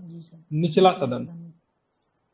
पहला बात करेंगे अविश्वास प्रस्ताव की प्रक्रिया लोकसभा में नियमों के, ठीक है, लोकसभा नियमों के नियम 198 में उल्लेखित है। लोकसभा को चलाने के लिए लोकसभा का अपना नियम है, तो नियम 198 में आपको देखने को मिलेगा। अविश्वास प्रस्ताव का उल्लेख भारतीय संविधान के अनुच्छेद 75 में है, ठीक है, ध्यान रखेंगे। तो पहला वाला की बात करेंगे, गलत है। देखिए, भारतीय संविधान में अविश्वास प्रस्ताव का उल्लेख ही नहीं है, लेकिन अनुच्छेद 75(3) में कहा गया कि मंत्रिपरिषद को सामूहिक रूप से लोकसभा के प्रति उत्तरदायी होना चाहिए। 75 के 3 में क्या है? मंत्रिपरिषद को सामूहिक रूप से लोकसभा के प्रति उत्तरदायी होना चाहिए, तो संविधान में इसका कोई उल्लेख नहीं है। आप देखेंगे तीसरा नंबर, प्रस्ताव को स्वीकार किए जाने के लिए 50 सदस्यों के समर्थन की आवश्यकता होती है, तो ध्यान रखेंगे। तो तीसरा नंबर स्टेटमेंट की बात करेंगे, सही है, ठीक है। प्रस्ताव को स्वीकार करने के लिए, और स्वीकार कौन करेगा? तो स्पीकर, ठीक है, स्पीकर। इसके लिए 50 सदस्यों का समर्थन होना चाहिए। लोकसभा का कोई भी सदस्य मंत्रिपरिषद के खिलाफ अविश्वास प्रस्ताव पेश कर सकता है, बिल्कुल। तो लोकसभा का कोई भी सदस्य कर सकता है, ठीक है, डिपेंड नहीं करता विपक्ष का है, इसका मैटर नहीं करता, लेकिन अब 50 लोगों की मतलब क्या होनी चाहिए? सहमति होनी चाहिए, ठीक है। तो कितने कथन सही है? तो ध्यान रखेंगे इसमें 3 कथन की बात करेंगे, सही है। संसद में कार्यवाही की प्रक्रिया और संचालन के संबंध में निम्नलिखित में से कौन सा कथन सही नहीं है? राज्य के मामलों पर चर्चा करना, ध्यान रखेंगे। संसद में कार्यवाही की प्रक्रिया और संचालन के संबंध में निम्नलिखित में कौन सा कथन सही नहीं है? तो राज्यों के मामलों पर चर्चा करना गलत है, ठीक है। सामान्य परिस्थिति में राज्य के मामलों पर चर्चा करना संविधान के अनुच्छेद 246 के तहत संसद की कार्यवाही और संचालन प्रक्रिया के अंतर्गत नहीं आता। विकल्प ए सही नहीं है, ठीक है। अनुसूचित जाति, अनुसूचित जनजाति समुदायों को दबाने में पुलिस बल का उपयोग के मुद्दों पर चर्चा करना, तो ध्यान रखें। दूसरा की बात करेंगे, तो बताइए दूसरा सही है क्या? ठीक है, बिल्कुल ठीक है, संसद में इसकी चर्चा की जाती है, ठीक है। संघ सरकार के नियंत्रण में किसी उपक्रम पे हिंसक उपद्रव से निपटने के मुद्दों पे मतलब चर्चा करना, ठीक है, ध्यान रखेंगे। तो ये भी आपका सही है। औद्योगिक श्रमिकों की मांगों के दबाने के मुद्दों पे चर्चा करना, ये भी आपका सही है। तो क्या पूछ रहा था? पूछ रहा था नहीं किया जा सकता है, तो 45 का क्या होगा? ए होगा। राज्यों के मामलों पे संसद में चर्चा विशेष परिस्थिति में ही की जा सकती है, ऐसे नॉर्मली नहीं की जाती है, ठीक है, क्योंकि राज्यों के एक तरह से देखेंगे तो क्या रखा गया है? स्वतंत्र रखा गया है, ठीक है, ध्यान में रखना है। आप चलेंगे 46 नंबर क्वेश्चन देखिए। भारत के संबंध में निम्नलिखित कथन पर विचार करें। भारत एक लोकतांत्रिक शासन व्यवस्था है। भारत एक संप्रभु राज्य है। भारत एक लोकतांत्रिक समाज है। भारत एक कल्याणकारी राज्य है। तो साथ में ये भी क्या है? मतलब सारे ही सारे कथन की बात करेंगे, सही है, ठीक है। अंतरराज्य परिषद के संबंध में निम्नलिखित कथनों पर विचार करना, ठीक है। अंतरराज्य परिषद के संबंध में निम्नलिखित कथनों पर क्या करना है? विचार करना है, ठीक है। तो पहला वाला स्टेटमेंट क्या कहता है? अनुच्छेद 268 अंतरराज्य परिषद की स्थापना का प्रावधान करता है, तो गलत है, ठीक है, ध्यान रखेंगे। 263 करता है, ठीक है। और किसके लिए अंतरराज्य परिषद किसके लिए है? तो केंद्र और राज्यों के बीच में समन्वय को प्रभावित करने के लिए अंतरराज्य परिषद की स्थापना की विचार की गई है। प्रधानमंत्री ऐसे परिषद की स्थापना करते हैं, तो प्रधानमंत्री नहीं करते हैं, राष्ट्रपति करते हैं, ठीक है। परिषद नीति और कार्रवाई के बेहतर समन्वय की सिफारिश करती है, ठीक है। तो ध्यान रखेंगे। तो इससे क्या पूछ रहा था? सही की बात करेंगे तो 47 की बात करेंगे, डी। केवल 3 नंबर सही है, मतलब आपका ये सही है, बाकी ये राष्ट्रपति के द्वारा किया जाता है। और 268 में नहीं है, किसमें है? तो 263 में है, ठीक है। इसको आपको ध्यान में रखना चाहिए, महत्वपूर्ण है, ठीक है। आप चलेंगे 48 नंबर क्वेश्चन। क्षेत्रीय परिषद के संबंध में निम्नलिखित कथनों पर क्या करना है? आपको विचार करना है। क्षेत्रीय परिषद की बात करेंगे, एक संवैधानिक निकाय है, तो गलत है, ठीक है। क्षेत्रीय परिषद संवैधानिक निकाय नहीं है, एक वैधानिक निकाय है, क्योंकि संसद के अधिनियम 1956 के तहत इसको स्थापित किया गया था। तो संवैधानिक नहीं है, कैसा है? ये वैधानिक है, ठीक है, क्योंकि इसका स्थापना संसद के अधिनियम के माध्यम से किया गया था। अरे संवैधानिक संस्था वही होगा जिसके बारे में संविधान में चर्चा पहले से किया गया। जब संविधान जब लागू हुआ तो संविधान में उसके बारे में लिखा गया था, लेकिन ये तो 1956 में संसद के अधिनियम के द्वारा स्थापित किया गया, तो गलत है। राज्य पुनर्गठन अधिनियम 1950 के तहत 5 क्षेत्रीय परिषदों की स्थापना की गई थी, ठीक है। 5 क्षेत्रीय परिषद था, लेकिन वर्तमान में 6 है, ठीक है। 5 क्षेत्रीय परिषद कौन कौन है? दिशा कितने होते हैं? 4 गो दिशा होते हैं ना, एक बीच में मध्य है, उत्तर, पूरब, पश्चिम, दक्षिण, और बीच में क्या होगा? मध्य होगा। बाद में 1971 में एक उत्तर पूर्व कर दिया गया। क्या कर दिया गया? उत्तर पूर्व, ठीक है। 71 में चंडीगढ़ हालांकि एक राज्य नहीं, फिर भी क्षेत्रीय परिषद में शामिल है, ठीक है। तो तीसरा नंबर स्टेटमेंट की बात करेंगे, ठीक है। पंजाब और हरियाणा की संयुक्त राजधानी चंडीगढ़ की बात करेंगे तो चंडीगढ़ को भी क्षेत्रीय परिषद में शामिल किया गया है, ये भी आपको ध्यान रखना है। 1956 के तहत 5 क्षेत्रीय परिषद का गठन किया गया, ये भी सही है। बाकी पहला नंबर गलत है, ये एक संवैधानिक नहीं है, कैसा निकाय है तो वैधानिक निकाय है। और यह एक सलाहकार निकाय, तो बिल्कुल क्षेत्रीय परिषद की बात करेंगे तो सलाहकार निकाय भी है। ठीक है, तो गलत पूछ रहा था ना, तो विशेषता कौन सी नहीं है, तो पहला नंबर नहीं है, बाकी सारे के सारे इसके कथन सही थे। 49 नंबर क्वेश्चन देखिए, निम्नलिखित स्थितियों पर विचार करना है। बाहरी आक्रमण, आंतरिक गड़बड़ी, सशस्त्र विद्रोह, सांप्रदायिक दंगे। उपयुक्त में से कितने स्थिति में भारत का राष्ट्रपति राष्ट्रीय आपातकाल की घोषणा कर सकता है? तो राष्ट्रीय आपातकाल केवल बाहरी आक्रमण या युद्ध के आधार पर घोषित किया जा सकता है, जिसे बाहरी आपातकाल भी कहा जाता है, जिसे सशस्त्र विद्रोह के आधार पर। ठीक है, तो बाहरी आक्रमण होगा, ठीक है, और साथ में क्या सशस्त्र विद्रोह। आंतरिक गड़बड़ी और सांप्रदायिक दंगे के मुद्दे पे राष्ट्रीय आपातकाल घोषित नहीं किया जा सकता है। दो ऑप्शन की बात करेंगे सही है। राष्ट्रीय आपातकाल केवल बाहरी आक्रमण या युद्ध के आधार पर घोषित किया जा सकता है, जिसे बाहरी आपातकाल कहा जा सकता है, और सशस्त्र विद्रोह के आधार पर। ठीक है, संविधान का अनुच्छेद 352 राष्ट्रपति को राष्ट्रीय आपातकाल घोषित करने की अनुमति देता है, वो भी कैबिनेट के लिखित अनुशंसा पे, मौखिक रूप से नहीं, लिखित रूप से अनुशंसा पे। बाद में संविधान संशोधन किया गया 44वां संविधान संशोधन 1978 में, ऐसी इस बात को शामिल कर दिया गया, सो राष्ट्रपति जब तक कैबिनेट से लिखित अनुशंसा नहीं मिलेगी तब तक राष्ट्रपति आपातकाल की घोषणा नहीं करेंगे। अब आते हैं 50 नंबर क्वेश्चन। देश के किसी भी हिस्से में निवास करने और बसने का अधिकार है। जीवन और व्यक्तिगत स्वतंत्रता का अधिकार है। ठीक है, ध्यान रखें वो भी है। ठीक है, जीवन और व्यक्ति देखेंगे निम्नलिखित विचारों पर उपयुक्त में से कौन सा राष्ट्रीय आपातकाल के दौरान निलंबित या प्रतिबंधित किया जा सकता है? तो भाई जीवन और व्यक्तिगत स्वतंत्रता का अधिकार नहीं होता है। ठीक है, ये प्रतिबंधित नहीं होगा। ठीक है, ये प्रतिबंधित हो जाएगा। भारत के पूरे क्षेत्र में स्वतंत्र घूमने का अधिकार ये भी हो जाएगा। ठीक है, कोई भी व्यापार करने का अधिकार ये भी हो जाएगा। ठीक है, कौन नहीं होगा? तो कौन नहीं होगा, तो केवल आपको ध्यान रखना है ये 2 नंबर नहीं होगा। ठीक है, उपयुक्त में से कौन सा राष्ट्रीय आपातकाल के दौरान भी निलंबित या प्रतिबंधित नहीं किया जा सकता है? तो ध्यान रखेंगे तो अनुच्छेद 20 और 21 निलंबित नहीं किया जाता है ना सर? हाँ, देश के किसी भी हिस्से में निवास और बसने का अधिकार, इसमें लिखा हुआ है कथन एक सही है। राष्ट्रपति के चुनाव के संबंध में, सॉरी 50 नंबर हम देख रहे हैं, 50 पे क्या सी मैंने सही लगाया क्या? हाँ ठीक है, केवल 2, वही तो मैं देख रहा हूँ गलत क्यों हो रहा है। ठीक है, तो जीवन और व्यक्तिगत स्वतंत्रता का अधिकार, ठीक है, 20 से 21 को छोड़ के, 20 और 21 के छोड़ के सारे के सारे फंडामेंटल राइट समाप्त हो जाते हैं। ठीक है, 2 अनुच्छेद आता है, 358 आता है और 359 आता है। ठीक है, 358 क्या करता है, 19 में जो 6 प्रकार के जो अधिकार मिले हैं ना, इसको क्या कर देता है, समाप्त कर देता है। फिर आता है 359, 19 के अलावा जितने भी फंडामेंटल राइट है सबको समाप्त कर देता है। किसको नहीं कर पाता है, तो 20 और 21 को नहीं कर पाता है। ठीक है, भारत के राष्ट्रपति के चुनाव के संबंध में निम्नलिखित कथनों पर विचार करना है। यदि किसी व्यक्ति का राष्ट्रपति के रूप में निर्वाचन सर्वोच्च न्यायालय द्वारा शून्य घोषित कर दिया जाए तो सर्वोच्च न्यायालय की ऐसी घोषणा की तारीख से पहले उसके द्वारा किए गए कार्य अमान्य नहीं होंगे तथा वो लागू रहेंगे। ठीक है, तो पहला वाला स्टेटमेंट सही है। मतलब निर्वाचन अगर अवैध घोषित हो जाएगा तो उसके द्वारा किए गए कार्य अवैध घोषित नहीं होता है। ठीक है, संसद के दोनों सदनों के मनोनीत सदस्य राष्ट्रपति के चुनाव में भाग लेते नहीं, निर्वाचित लेते हैं, मनोनीत नहीं लेते। हटाने की प्रक्रिया महाभियोग की प्रक्रिया होती है, उसमें मनोनीत सदस्य भी पार्टिसिपेट करते हैं। आप देखेंगे निर्वाचन, ठीक है, निर्वाचित विधानसभा सीटों की संख्या जितनी अधिक होगी उस राज्य के प्रत्येक विधायक का वोट का मूल्य उतना ही अधिक होगा। ध्यान रखें, तीसरा नंबर स्टेटमेंट की बात करेंगे, गलत है। ठीक है, प्रत्येक विधायक के वोट का मूल्य राज्य की जनसंख्या और उसकी विधानसभा में विधायकों की संख्या के अनुपात पर लगभग निर्भर करता है। ठीक है, तो कथन सही की बात करेंगे तो केवल पहला नंबर ऑप्शन ही क्या है, इसका सही है, बाकी सारे ही ऑप्शन की बात करें गलत है। ठीक है, पहला नंबर ऑप्शन क्या था, अगर राष्ट्रपति के निर्वाचन अगर अवैध घोषित किया जाता है तो राष्ट्रपति के द्वारा किए गए कार्य अवैध घोषित नहीं होंगे। ठीक है, भारत के राष्ट्रपति के संबंध में निम्नलिखित कथनों पर विचार करना है।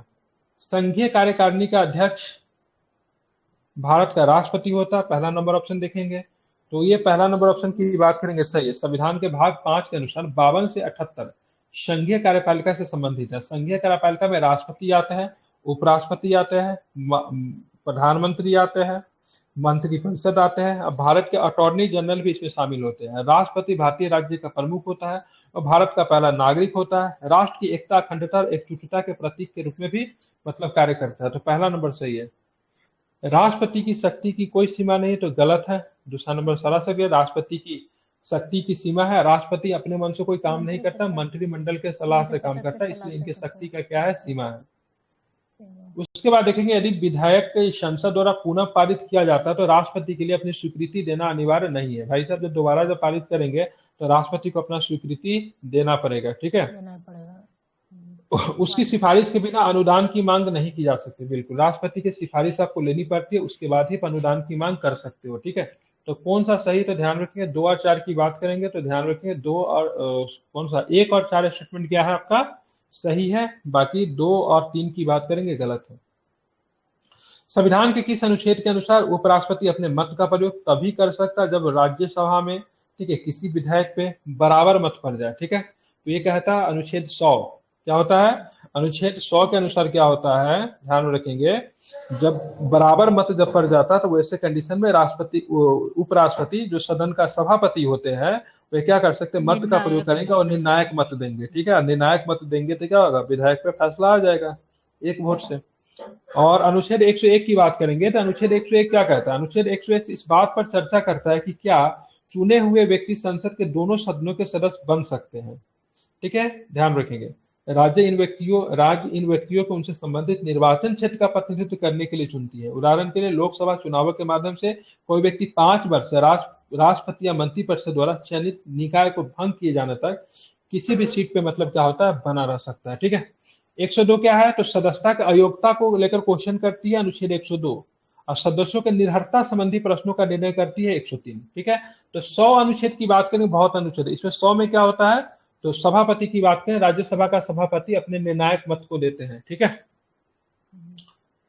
भारत के प्रधानमंत्री के संबंध में निम्नलिखित कथनों में विचार करना है। प्रधानमंत्री मंत्रिपरिषद का नाम मात्र का प्रमुख नहीं होता है, ठीक है, वास्तविक प्रमुख होता है मंत्रिपरिषद का, ठीक है। तो गलत हो गया, वह संसद के प्रति उत्तरदायी नहीं है, वह संसद के प्रति ध्यान में रखेंगे उत्तरदायी नहीं है। ये तो गलत कर दिया भाई, ये तो गलत, ये इसमें सही दिया, इसमें दूसरा गलत दिया है, लेकिन ये सही होना चाहिए, ठीक है।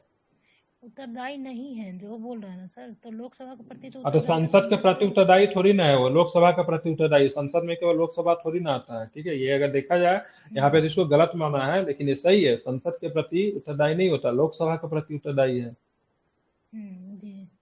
राष्ट्रपति प्रधानमंत्री लोकसभा के प्रति उत्तरदायी होते हैं, न कि संसद के प्रति उत्तरदायी होता है। हालांकि इसको सही वो गलत मान रहा है, ठीक है, मेरे हिसाब से तो सही है।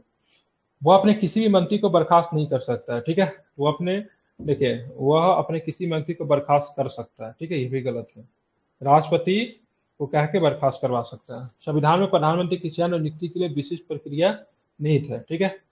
तो ध्यान रखें, चौथा वाला भी गलत है, ठीक है। संविधान चयन और नियुक्ति के लिए किसी प्रकार का विशेष वो नहीं करता है, ठीक है। बस इतना लिखा गया है भाई साहब, राष्ट्रपति को लोकसभा के बहुमत वाली पार्टी के नेता को प्रधानमंत्री नियुक्त करने का अधिकार है। तो बताना निम्नलिखित में से कौन सा कथन गलत है, ठीक है। तो इसका आंसर क्या होगा, सारे कथन को क्या लिया है, गलत लिया है, ठीक है। हालांकि ये नंबर ऑप्शन सही होना चाहिए, वो संसद के प्रति उत्तरदायी नहीं होता जबकि लोकसभा के प्रति उत्तरदायी होता, लेकिन इसको भी इसमें गलत मान के चल रहा।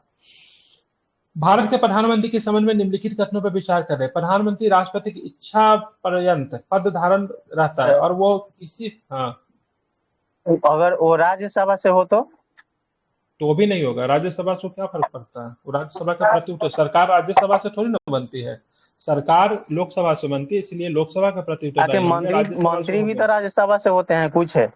हाँ, तो वो भी मंत्री लोकसभा के प्रति उत्तरदायी होते हैं, न कि राज्यसभा के प्रति। राज्यसभा सदस्यता देता है, सरकार लोकसभा से चलता है, जिस सभा से सरकार चलता है उनके प्रति उत्तरदायी होगा, ठीक है। राज्यसभा भी चुन के भी कोई भी व्यक्ति आएंगे लोकसभा के प्रति उत्तरदायी होंगे, न कि राज्यसभा के प्रति। भारत के प्रधानमंत्री के संबंध में निम्नलिखित कथनों पर विचार करना। प्रधानमंत्री राष्ट्रपति की इच्छा पर्यंत पद पर रहता है और वह उसे किसी भी समय पदच्युत कर सकता है, ठीक है, मतलब हटा सकता है।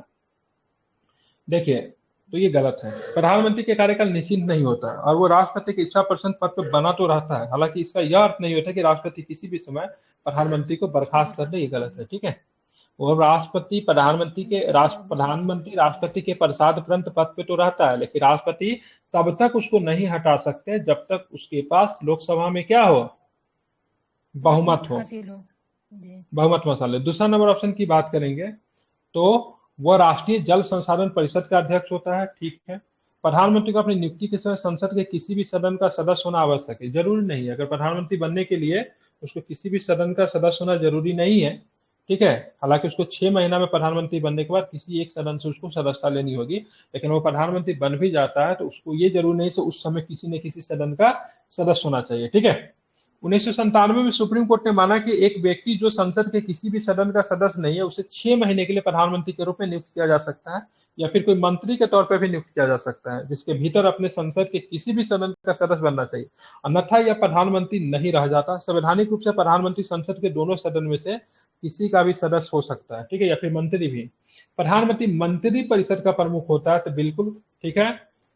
75 की बात करेंगे ना, 75 में राष्ट्रपति को सहायता और सलाह देने के लिए प्रधानमंत्री की अध्यक्षता में एक मंत्री परिषद का प्रदान किया गया है। ठीक है, और मंत्री परिषद और राष्ट्रपति के बीच में ठीक है सेतु के तौर पे कौन काम करता है, तो प्रधानमंत्री सेतु के तौर पे काम करते हैं। मतलब मंत्री परिषद और मतलब राष्ट्रपति को जोड़ने का काम कौन करते हैं, तो प्रधानमंत्री साहब करते हैं। ठीक है, तो सही कौन है, तो 2 और गलत पूछ रहा है कि सही पूछ रहा है, सही ना, 2 4 आपका सही है।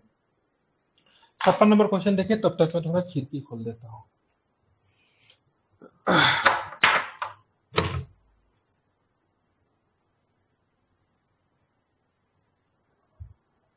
क्या होगा बताइए इसका आंसर। निम्नलिखित में से संविधान का कौन सा अनुच्छेद राष्ट्रपति प्रधानमंत्री के बीच संबंधों से संबंधित है, तो 75 76 78 है क्या सर? 74 75 78 ठीक है, 74 75 78 ठीक है।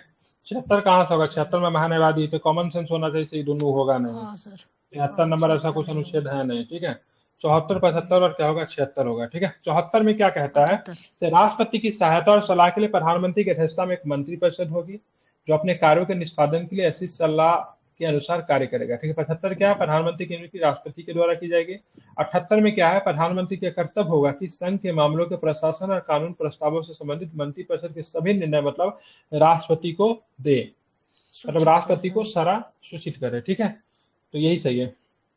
भारत के राष्ट्रपति के संबंध में निम्नलिखित कथनों पर विचार करना है। राष्ट्रपति संसद का एक घटक अंग है। ठीक है, वो दोनों सदनों की चर्चा में भाग लेता है, तो ध्यान रखेंगे, तो बिल्कुल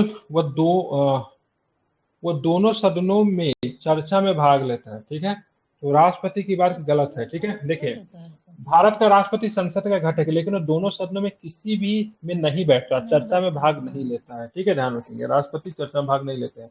वो हर साल दोनों सदनों में संयुक्त बैठक को संबोधित करता है। ठीक है, तो राष्ट्रपति का अभिभाषण जो होता है उसमें कहा गया है, ठीक है, तो वो संसद के क्या करेगा, दोनों सदनों को संबोधित कर सकता है, जो कि किसमें कहा गया, 87 में, अनुच्छेद 87 में 87 में राष्ट्रपति का अभिभाषण है। राष्ट्रपति के अनुच्छेद 103 के तहत अध्यादेश जारी करने का अधिकार है। तो ध्यान रखें, चौथा नंबर ऑप्शन की बात करें तो ये भी आपका सही है। तो कौन सा कथन सही है, तो 1 3 4 की बात करेंगे, तो 1 3 4 क्या है आपके सही कथन है। अब आता है मंत्री परिषद के संबंध में निम्नलिखित कथनों पर फिर से विचार करना है। राष्ट्रपति मंत्री परिषद द्वारा दी गई सलाह पे पुनः विचार नहीं कर सकता। ठीक है, ध्यान रखिए गलत है। ठीक है, कर सकता है, ठीक है, गलत है, मंत्री परिषद द्वारा नहीं। ये राष्ट्रपति विचार को लेकर तो कोई बिल थोड़ी में से दूसरी बार, पहला बार, तीसरा बार नहीं करेगा, पर सलाह की बात हो रहा है, उसको जितना बार मन होगा उतना बार कर सकता है। बिल थोड़ी में से एक बार कर लिया तो दूसरा बार दे देगा तो फिर नहीं करेगा, नहीं, और कर सकता है। ठीक है, बिल्कुल ठीक है, ध्यान रखें, अनुच्छेद 74 के अनुसार राष्ट्रपति की सहायता और सलाह के लिए प्रधानमंत्री की अध्यक्षता में मंत्री परिषद होगी जो अपने कार्यों के निष्पादन के लिए ऐसी सलाह के अनुसार कार्य करेगा। हालांकि राष्ट्रपति मंत्री परिषद की ऐसी सलाह पर पुनः विचार करने की अपेक्षा कर सकता है और राष्ट्रपति ऐसे पुनः विचार के बाद दी गई सलाह को अनुसार ही कार्य करेगा। ठीक है, ध्यान रखना है, मंत्री परिषद द्वारा राष्ट्रपति को दी गई सलाह किसी भी अदालत में जांच नहीं की जाएगी। बिल्कुल, दोनों के बीच के बात जो होता है, गोपनीयता होता है, उसको किसी भी अदालत में क्वेश्चन नहीं कर सकते। ठीक है, निम्नलिखित कथनों पर विचार करना। मंत्री परिषद में प्रधानमंत्री को छोड़ के अन्य, ठीक है, मंत्रियों की कुल संख्या लोकसभा की कुल संख्या को 15% से अधिक नहीं होनी चाहिए, गलत है। ठीक है, प्रधानमंत्री को छोड़ के नहीं, छोड़ प्रधानमंत्री को नहीं, लेकर, बल्कि उसको ठीक जोड़ है, के। कहा था प्रधानमंत्री को लेकर 15% से अधिक नहीं होनी चाहिए। उपराष्ट्र प्रावधान 2003 के, ठीक है, 91 संविधान संशोधन के अधिनियम में जोड़ा गया। ये भी आप देखिए, इसी तरह के प्रश्न आपको एग्जाम में देखने को मिलेंगे, जिसमें आधा तक आपको लगेगा से गलत है, आधा तक लगेगा सही है, ठीक है। और ऐसा ही क्वेश्चन एग्जाम में आपको देखने को मिलता है, इसलिए ये सब क्वेश्चन अच्छा है, इसको कर जाए, ठीक है।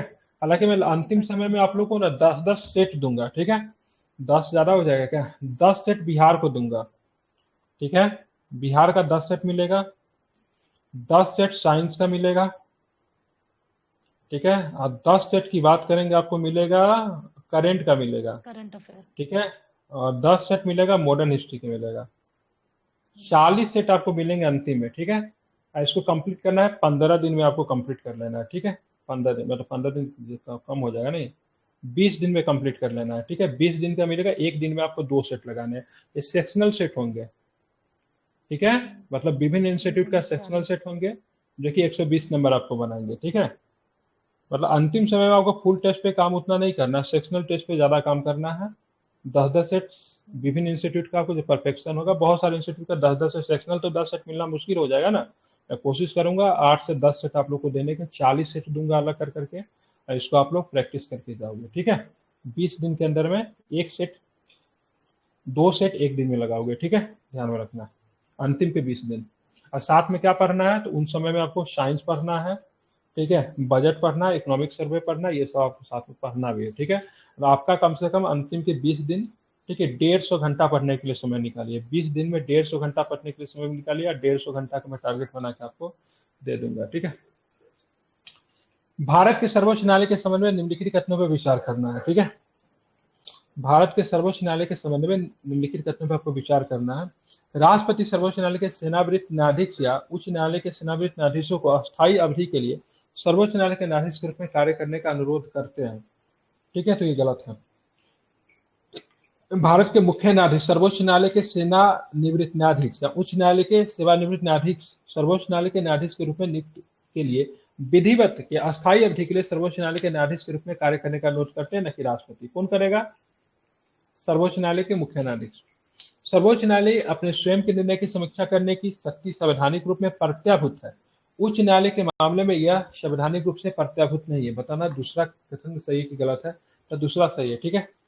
मतलब सर्वोच्च न्यायालय अपने स्वयं के निर्णय के आदेश की समीक्षा करने की शक्ति है। इस प्रकार वो अपने पिछले निर्णय से बाध्य नहीं और न्याय का सामुदायिक कल्याण के हित में इससे अलग हो सकता है। रिकॉर्ड कोर्ट के रूप में उच्च न्यायालय को अपने स्वयं के निर्णय या आदेश की समीक्षा करने और उसे सही करने की शक्ति भी है, ठीक है, ध्यान रखें। हालांकि उच्च न्यायालय की समीक्षा करने की शक्ति सर्वोच्च न्यायालय के समान नहीं है, क्योंकि सर्वोच्च न्यायालय की समीक्षा करने की शक्ति संवैधानिक रूप में गारंटीकृत है, लेकिन उच्च न्यायालय के मामले में नहीं है। मतलब उच्च न्यायालय के पास तो कोई अनुच्छेद थोड़ी ना है। सर्वोच्च न्यायालय अपने फैसला को फिर से मतलब रीचेक कर सकते, भाई हम गलत दिए कि सही दिए, और चाहे तो उसको बदल भी सकते। ये कौन सा अनुच्छेद में इसके बारे में जानकारी थी? 143 है क्या? 143 ये है ना, न्यायिक पुनर्वलोकन। 143 में क्या न्यायिक पुनर्वलोकन नहीं है? Yes sir. ये 143 में होना चाहिए। सलाह लेता है। सॉरी, सलाह लेता है ना राष्ट्रपति 140 में, शायद 137 में होगा क्या? ये एक बार चेक कर लीजिए किसमें है, ठीक है। राष्ट्रपति सलाह लेता है 143 में है, ठीक है। तो सही उत्तर कौन है? तो 2 है। अब आते 61 नंबर क्वेश्चन। भारत के सर्वोच्च न्यायालय के न्यायाधीशों के संबंध में निम्नलिखित कथनों पर विचार करना। सर्वोच्च न्यायालय के न्यायाधीशों की नियुक्ति भारत के, हाँ ठीक है, सर्वोच्च न्यायालय के न्यायाधीशों की नियुक्ति भारत के मुख्य न्यायाधीश द्वारा राष्ट्रपति के परामर्श से की जाती है, तो गलत है, ठीक है। सर्वोच्च न्यायालय के न्यायाधीशों की नियुक्ति भारत के मुख्य न्यायाधीश के परामर्श से राष्ट्रपति के द्वारा की जाती है। यह प्रावधान कार्यपालिका के पूर्ण विवेक को सीमित करता है, ठीक है। तो सर्वोच्च न्यायालय के न्यायाधीश की नियुक्ति भारत के मुख्य न्यायाधीश के द्वारा राष्ट्रपति के परामर्श से की जाती है, गलत है। यह राष्ट्रपति के द्वारा की जाती है, मुख्य न्यायाधीश के परामर्श से कर जाती है, उल्टा कर दिया है। भारत के मुख्य न्यायाधीश की सिफारिश पर राष्ट्रपति द्वारा सर्वोच्च न्यायालय के न्यायाधीश को उनके पद से हटाया जा सकता है। तो भारत के मुख्य न्यायाधीश की सिफारिश पे नहीं, ठीक है, ये भी उल्टा करे। राष्ट्रपति के आदेश से सर्वोच्च न्यायालय के न्यायाधीश को उनके पद से हटाया जा सकता है। राष्ट्रपति हटाने का आदेश तभी जारी करेगा जब संसद द्वारा उसी सत्र में हटाने के लिए अभिभाषण प्रस्तुत किया जाएगा। अभिभाषण को संसद के प्रत्येक सदन के बहुमत से समर्थित होना चाहिए। संसद की सिफारिश पर राष्ट्रपति द्वारा उनके पद से हटाया जा सकता है, ये भी गलत है। सर्वोच्च न्यायालय के न्यायाधीश भारत के मुख्य न्यायाधीश को पत्र लिखकर अपने पद से इस्तीफा दे सकते हैं, तो ध्यान रखिएगा तीसरा वाला गलत है। सर्वोच्च न्यायालय के न्यायाधीश, ठीक है, इस्तीफा किसे देंगे, तो राष्ट्रपति को इस्तीफा देते हैं, न कि मतलब मुख्य न्यायाधीश को इस्तीफा देते हैं। संविधान ने सर्वोच्च न्यायालय के न्यायाधीश के रूप में नियुक्त करने के लिए न्यूनतम आयु निर्धारित नहीं की है, ठीक है, ध्यान रखें, तो बिल्कुल ध्यान रखेंगे। चौथा सही है, संविधान ने सर्वोच्च न्यायालय के न्यायाधीश के रूप में नियुक्त होने के लिए न्यूनतम आयु निर्धारित नहीं की है, ठीक है। संविधान ने सर्वोच्च न्यायालय के न्यायाधीश का कार्यकाल भी तय नहीं किया है, ठीक है। न्यायाधीश की बात हो रही है, ठीक है, मुख्य न्यायाधीश की बात नहीं हो रही है, ठीक है। हालांकि एक्ट जो था, एक एक्ट लाया गया, उसके माध्यम से इन सारे चीजों को तय किया गया, हालांकि संविधान में इनके बारे में जानकारी नहीं। ऑप्शन नंबर 4 केवल सही है। भारत के सर्वोच्च न्यायालय के सलाहकार क्षेत्राधिकार के बारे में निम्नलिखित कथनों पर विचार करना है, ठीक है। आप देखेंगे कौन कौन सा कथन क्या है इसमें सही है, ठीक है। कानून या सार्वजनिक महत्व के किसी भी तथ्य के प्रश्न पर सर्वोच्च न्यायालय के राष्ट्रपति का सलाह लेना अनिवार्य है, तो इसमें बोला सही है ना, क्या पूछ रहा है, सही है। भारत के सर्वोच्च न्यायालय के सलाहकार क्षेत्राधिकार के बारे में निम्नलिखित कथनों पर विचार करना है, ठीक है। कानून या सार्वजनिक महत्व के किसी भी तथ्य के प्रश्न में सर्वोच्च न्यायालय के लिए राष्ट्रपति को सलाह लेना अनिवार्य है, तो इसको गलत लिया। देखिए मैं बता दूं इसमें कौन कौन सी चीज आती है, ठीक है। इसमें सही की बात करेंगे, पूछा है ना, कौन विचार करें निम्नलिखित में से कौन सा कथन सही, इसके 2-4 सही है। और सलाहकार क्षेत्राधिकार के तहत किसी संदर्भ पर सर्वोच्च न्यायालय द्वारा दी गई राय सरकार पर बाध्यकारी नहीं है, और ये भी सही है। सर्वोच्च न्यायालय की पूर्ण पीठ अपने सलाहकार क्षेत्राधिकार की शक्ति के तहत अपने समक्ष ये किसी भी संदर्भ की सुनवाई भी करती है, ये भी सही है, ठीक है। बाकी संविधान पूर्व किसी संधि से उत्पन्न किसी भी विवाद पर सर्वोच्च न्यायालय राष्ट्रपति को अपनी राय दे सकता है या देने से इनकार कर सकता है, ये गलत लिया है, ठीक है। उसके बाद करेंगे, ये भी गलत। कानून या सार्वजनिक महत्व के किसी भी तथ्य के प्रश्न पे सर्वोच्च न्यायालय के लिए राष्ट्रपति को सलाह देना अनिवार्य नहीं है, ठीक है। पर सार्वजनिक महत्व पे कानून के मामलों में तो उसको देना पड़ेगा, ठीक है। देखिए बता दे रहा हूँ, ठीक है। इसमें देखिए सार्वजनिक महत्व का कोई भी कानून या तथ्य का प्रश्न हो, ठीक है, या फिर संविधान से पहले किसी भी संधि, समझौते, प्रतिज्ञा पत्र, करार आदि से उत्पन्न कोई विवाद हो। संविधान के अनुच्छेद 143 के तहत राष्ट्रपति को निम्नलिखित मामलों पर सर्वोच्च न्यायालय से राय लेने का अधिकार है, ठीक है। सार्वजनिक महत्व का कोई भी कानून या तथ्य का प्रश्न हो, तो गलत पूछ रहा है कि सही पूछ रहा है, कंफ्यूज करते हैं कौन सा सही है, तो सही है, तो गलत हो गया ना 2-4। पहला वाला ऑप्शन भी सही लग रहा है इसका। सर अनिवार्य नहीं है ना, राष्ट्रपति को अनिवार्य नहीं है, वो ले सकता है, उसकी मर्जी है, उसके यहाँ पे जो सॉल्यूशन जो मेरे पास वहां पे सार्वजनिक महत्व का कोई भी कानून का तथ्य का प्रश्न हो तो मान सकता है, मतलब अनिवार्य नहीं है, मतलब ऐसा है सलाह मान सकता है, नहीं भी मान सकता है, अनिवार्य नहीं होता है। अच्छा अनिवार्य नहीं है, अच्छा, तो ये इसलिए इसको गलत ले लिया है, ठीक है। अब दूसरा क्वेश्चन जो दिया हुआ है इसमें, संविधान से पहले किसी भी संधि, समझौते, प्रतिज्ञा पत्र, करार आदि से उत्पन्न कोई भी विवाद, तो इसमें क्या लिया है, संविधान पूर्व संधि या तो उत्पन्न किसी भी विवाद सर्वोच्च न्यायालय राष्ट्रपति को अपनी राय दे सकता है या देने से इनकार कर सकता है, तो ऐसा नहीं है, ठीक है, उसको देना ही होगा, ठीक है। तो इसको भी गलत लिया है, ठीक है। बाकी इसका सोल्यूशन में आप लोग देख लीजिएगा। न्यायिक समीक्षा के संदर्भ में निम्नलिखित कथनों में से कौन सा कथन सही है, न्यायिक समीक्षा के बारे में बात कर रहा है, कौन सा कथन सही है। तो न्यायिक समीक्षा का सिद्धांत यूके के उत्पन्न और विकसित किया, गलत है। न्यायिक समीक्षा कहाँ से लिया गया है, यूएसए से, ठीक है। संविधान में न्यायिक समीक्षा शब्द का कहीं भी उपयोग नहीं किया गया, तो ठीक है। ये न्यायिक समीक्षा की शक्ति संविधान संशोधन द्वारा भी कम या समाप्त नहीं किया जा सकता, ये भी आपका सही है, ठीक है, क्योंकि ये आपका मूल ढांचा में आता है, ठीक है, ध्यान रखेंगे। तो इसका 2 और 3 क्या आपका सही है, ठीक है। आप देखेंगे उच्च न्यायालय के रीट क्षेत्राधिकार के संदर्भ में निम्नलिखित कथनों पर क्या करना है, आपको विचार करना है, ठीक है। तो देखेंगे अब संविधान का अनुच्छेद 226 उच्च न्यायालय को रीट जारी करने का अधिकार देता है, ठीक है। ये उच्च न्यायालय अपने क्षेत्रीय क्षेत्राधिकार के अंदर या बाहर किसी भी व्यक्ति का प्राधिकरण को रीट जारी कर सकता है, ये भी आपका सही है, ठीक है। लेकिन एक चीज आपको ध्यान में रखना है, ठीक है, उच्च न्यायालय अपने क्षेत्रीय क्षेत्राधिकार के अंदर तो रीट जारी करता है, लेकिन बाहर के किसी व्यक्ति को प्राधिकरण को रीट जारी तब कर सकता है जो वह मामला उसके क्षेत्राधिकार से संबंधित हो। इसमें मतलब पटना उच्च न्यायालय का रीट जारी करेगा, ठीक है, किसी उत्तर प्रदेश के आदमी के ऊपर, तो उत्तर प्रदेश या फिर किसी संस्था के ऊपर करता है, तो उत्तर प्रदेश में पटना उच्च न्यायालय का अधीन नहीं आता है। लेकिन वो व्यक्ति का कोई संबंध मतलब बिहार से रहा होगा, मतलब कोई घटना हो चाहे कुछ भी तभी कर सकता है, मतलब डायरेक्ट नहीं कर सकता है, ठीक है। अब बाकी जो सुप्रीम कोर्ट जो रीट जारी करती है तो वो तो पूरे संपूर्ण भारत में पैन इंडिया पे करती है, तो इसको भी आपको ध्यान में रखना है, ठीक है। तो कौन सा सही नहीं है तो ध्यान रखना है। तो दोनों के दोनों कथन की बात करेंगे, सही है, सही पूछ रहा है ना, तो ये दोनों के दोनों सही है। न्यायिक समीक्षा के संदर्भ में निम्नलिखित कौन सा कथन सही है, ठीक है। न्यायिक समीक्षा विधायी अधिनियम और निष्पादन आदेशों की संवैधानिकता निर्धारित करने के लिए न्यायालयों की शक्ति है, ठीक है। तो पहला नंबर ऑप्शन की बात करेंगे, आपका सही है, ठीक है। उन्हें सरकार द्वारा लागू किया जा सकता है, उन्हें सरकार द्वारा लागू किया जा सकता है, गलत है, ठीक है। कौन सा सही है, तो केवल पहला नंबर ऑप्शन ही सही है। अनुच्छेद 156 के अनुसार राज्यपाल अपने पदभार ग्रहण करने की तिथि से 5 वर्ष की अवधि तक पद पर बने रहेंगे। इससे निम्नलिखित में से कौन सा कथन निष्कर्ष निकाला जा सकता है, तो ध्यान रखेंगे, किसी भी राज्य के राज्यपाल उनके कार्यकाल को पूरा होने तक पद से नहीं हटाया जा सकते, तो गलत है, हटा सकते हैं। कोई भी राज्यपाल 5 वर्ष की अवधि की समाप्ति के बाद पद से नहीं रह सकता है, तो ये भी गलत है, ठीक है। मतलब राज्यपाल पद पे राष्ट्रपति के प्रसाद उपरांत रहता, मतलब राष्ट्रपति की जब तक इच्छा हो तब तक, ठीक है। आपके दोनों के दोनों कथन की बात करेंगे, आपका गलत है।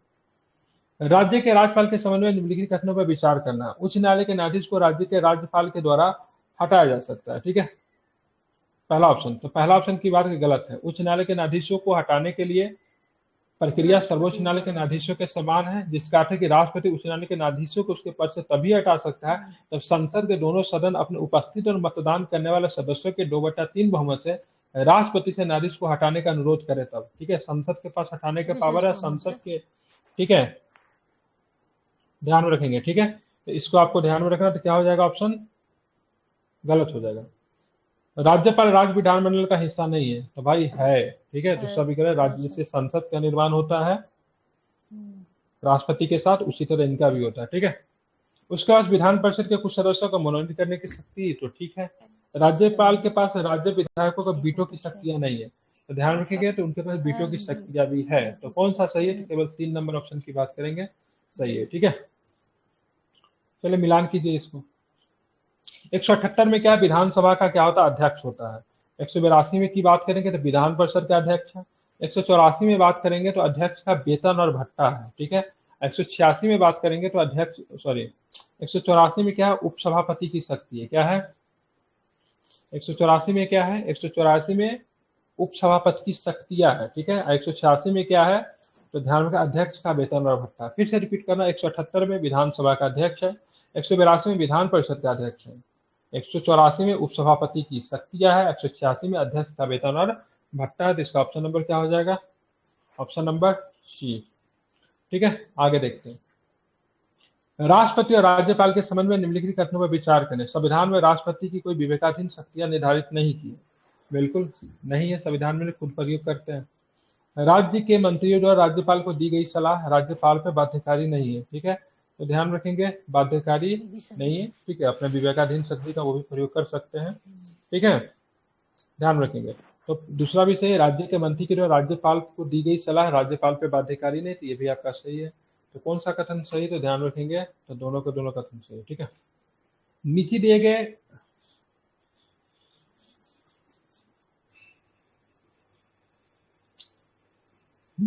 किसी स्थिति में भारत में, ठीक है, किसी राज्य का मुख्यमंत्री राष्ट्रपति चुनाव में मतदान करने के लिए पात्र नहीं है, जब वो विधान परिषद से चुना होगा ना तो वो नहीं होगा, ठीक है, ध्यान में रखेंगे, ठीक है। तो सिंपल क्वेश्चन है, ठीक है। अगर ऊपरी सदन से अगर चुना होगा, क्योंकि विधान परिषद पार्टिसिपेट नहीं करता है ना, तो नहीं होगा, ठीक है। मतलब वो विधानसभा से चुना हुआ होना चाहिए, ठीक है। मतलब नीतीश कुमार कभी भी राष्ट्रपति के चुनाव में, अभी अगर राष्ट्रपति के चुनाव हो जाए तो नीतीश कुमार वोट नहीं कर सकते। रीजन क्या है, नीतीश कुमार विधानसभा से नहीं चुने हुए, कहाँ से चुने हुए हैं, तो विधान परिषद से चुनकर आए, ठीक है। इसलिए नीतीश कुमार राष्ट्रपति के चुनाव में चाहे भी तो वोट नहीं कर सकते, ठीक है। संसद के संदर्भ में निम्नलिखित में से कौन सा कथन गलत है। 17वां संशोधन अधिनियम संसद को 2 या 2 से अधिक राज्यों के लिए एक समान उच्च न्यायालय स्थापित करने के लिए अधिकृत करता है। संसद किसी उच्च न्यायालय के अधिकार क्षेत्र को किसी के अनुशासित प्रदेश तक बढ़ा सकती है, ठीक है। या फिर बात करेंगे, संसद समय समय पर उच्च न्यायालयों की शक्ति निर्धारित करती है। संविधान में किसी प्रतिष्ठित न्यायविद को उच्च न्यायालय के न्यायाधीश के रूप में नियुक्त करने का कोई प्रावधान नहीं है। तो बताना है निम्नलिखित में से कौन सा कथन गलत है।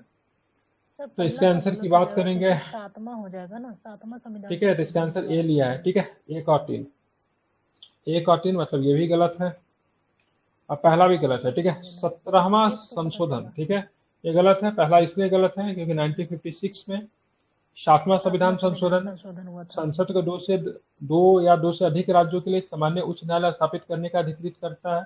17वां नहीं, ठीक है, 7 और 1956 में संसद किसी उच्च न्यायालय के अधिकार क्षेत्र को किसी भी केंद्र शासित प्रदेश के लिए बढ़ा सकती है, ठीक है। संसद समय समय पर उच्च न्यायालय की शक्ति निर्धारित करती है, गलत है, ठीक है, ध्यान रखेंगे। तीसरा गलत है, प्रत्येक उच्च न्यायालय चाहे अन्य जगह पे सामान्य हो में एक मुख्य न्यायाधीश और ऐसे अन्य न्यायाधीश होते हैं जिसे राष्ट्रपति समय समय पर नियुक्त करना आवश्यक समझते हैं। इस प्रकार संविधान उच्च न्यायालय की शक्ति को निर्दिष्ट नहीं करता है, ठीक है, और इसे राष्ट्रपति के विवेक पर छोड़ दिया जाता है। तदनुसार राष्ट्रपति समय समय पर उसके कार्यभार के आधार पर उच्च न्यायालय की शक्ति को निर्धारित करता है। संविधान के किसी प्रतिष्ठित न्यायविद को उच्च न्यायालय के न्यायाधीश के रूप में नियुक्त करने का कोई प्रावधान नहीं है, ये गलत है, ध्यान में रखेंगे। चलिए 72 नंबर क्वेश्चन देखिए। सशस्त्र बल विशेष शक्तियां अधिनियम, जिसको आस्पा कहते हैं, ठीक है, यह सुरक्षा बलों को बिना वारंट के लोगों को गिरफ्तार करने की अनुमति देता है, ठीक है, तो ध्यान में रखेंगे, ये सही है कि गलत है। तो ध्यान में रखेंगे, पहला ऑप्शन की बात करेंगे तो सही है, ठीक है, सुरक्षा बलों को बिना वारंट के लोगों को गिरफ्तार करने की अनुमति देता है। यह उन्हें संदिग्ध आतंकवादियों पर गोली चलाने और मारने की शक्ति देता है। उन्हें संदिग्ध आतंकवादियों पर गोली चलाने और मारने की शक्ति भी देता है, ठीक है, सही है। और तीसरा यह आसान क्षेत्रों में की गई कार्रवाइयों के लिए कानूनी प्रतिरक्षा भी प्रदान करता है, तो ये भी आपका क्या सही है। इसका आंसर क्या हो जाएगा, सारे कथन की बात करेंगे सही है। 73 नंबर क्वेश्चन है, निम्नलिखित में से कौन सा राज्य की संचित निधि पे भारित होते हैं। राज्य के संचित निधि पे भारी कौन होते हैं उनके बारे में बात करना है। तो उच्च न्यायालय के न्यायाधीशों का वेतन और भत्ते, राज्य की बात हो रहा है। उच्च न्यायालय के कर्मचारियों का वेतन और भत्ते, और उच्च न्यायालय के प्रशासनिक वे, ठीक है, पेंशन नहीं होता है, ठीक है, बाकी सारे के सारे कथन की बात करेंगे सही है, ठीक है, पेंशन नहीं होगा, ठीक है, क्योंकि पेंशन क्या होता है, उच्च न्यायालय के जो न्यायाधीश जो होते हैं एक टर्म में कई जगह पे कई राज्यों में काम किए रहते हैं ना, तो जिस राज्य में रहेंगे उस राज्य के तो वहाँ के तो संचित निधि से उनको सैलरी वगैरह मिलेगा, लेकिन अब कोई एक राज्य उनको क्यों मतलब पेंशन दे, क्योंकि अपने जीवन काल में तो विभिन्न राज्यों में काम किया है, इसलिए भाई साहब इनको सेंट्रल गवर्नमेंट से पेंशन मिलता है, न कि स्टेट गवर्नमेंट उनको पेंशन देती है, ठीक है। 74 नंबर क्वेश्चन देखिए, ठीक है, निम्नलिखित में से किस संविधान संशोधन अधिनियम में संविधान में एक नया भाग 14 का ए जोड़ा गया, ठीक है, बताना है क्या आंसर होगा इसका। 42वां संविधान संशोधन, ठीक है, 1976 के द्वारा, ठीक है, एक नया भाग जोड़ा गया 14 का ए, 14 ही है ना, ये 14 का ए जोड़ा गया, ठीक है। इस भाग को न्यायाधिकरण कहा जाता है और इसमें केवल 2 अनुच्छेद है, 323 का ए ट्रिब्यूनल है इसमें, और एक है 323 के बी। 323 में क्या प्रशासनिक न्यायाधिकरण से संबंधित है, और 323 का बी अन्य मामलों के लिए न्यायाधिकरणों से संबंधित है, ठीक है, ट्रिब्यूनल है इसमें, ठीक है। लास्ट क्वेश्चन आज का, संसद के दोनों सदनों की संयुक्त बैठक बुलाने के लिए भारत के संविधान का अनुच्छेद 108 के तहत निम्नलिखित में से क्या आवश्यक है। तो क्या होना चाहिए इसमें, तो राष्ट्रपति की मंशा होना चाहिए, ठीक है, राष्ट्रपति मतलब क्या करेंगे, बुलाएंगे, ठीक है। अनुच्छेद कौन सा, 108 से। ये प्रावधान कहाँ से लिया गया, ये प्रावधान ऑस्ट्रेलिया से लिया गया है, ठीक है, ध्यान में रखेंगे, ठीक है, ध्यान में इसको रखना है। और इसी के साथ आज का क्लास को यहीं पे एंड करेंगे। कल हम लोग इसके 75 क्वेश्चन को देखेंगे। इस सप्ताह में लगातार 7 दिनों तक, जब तक करंट अफेयर्स नहीं आ जाती है तब तक हम लोग जितना भी सेट है ना सबको क्या करेंगे, समाप्त करेंगे, ठीक है। तो लगातार 7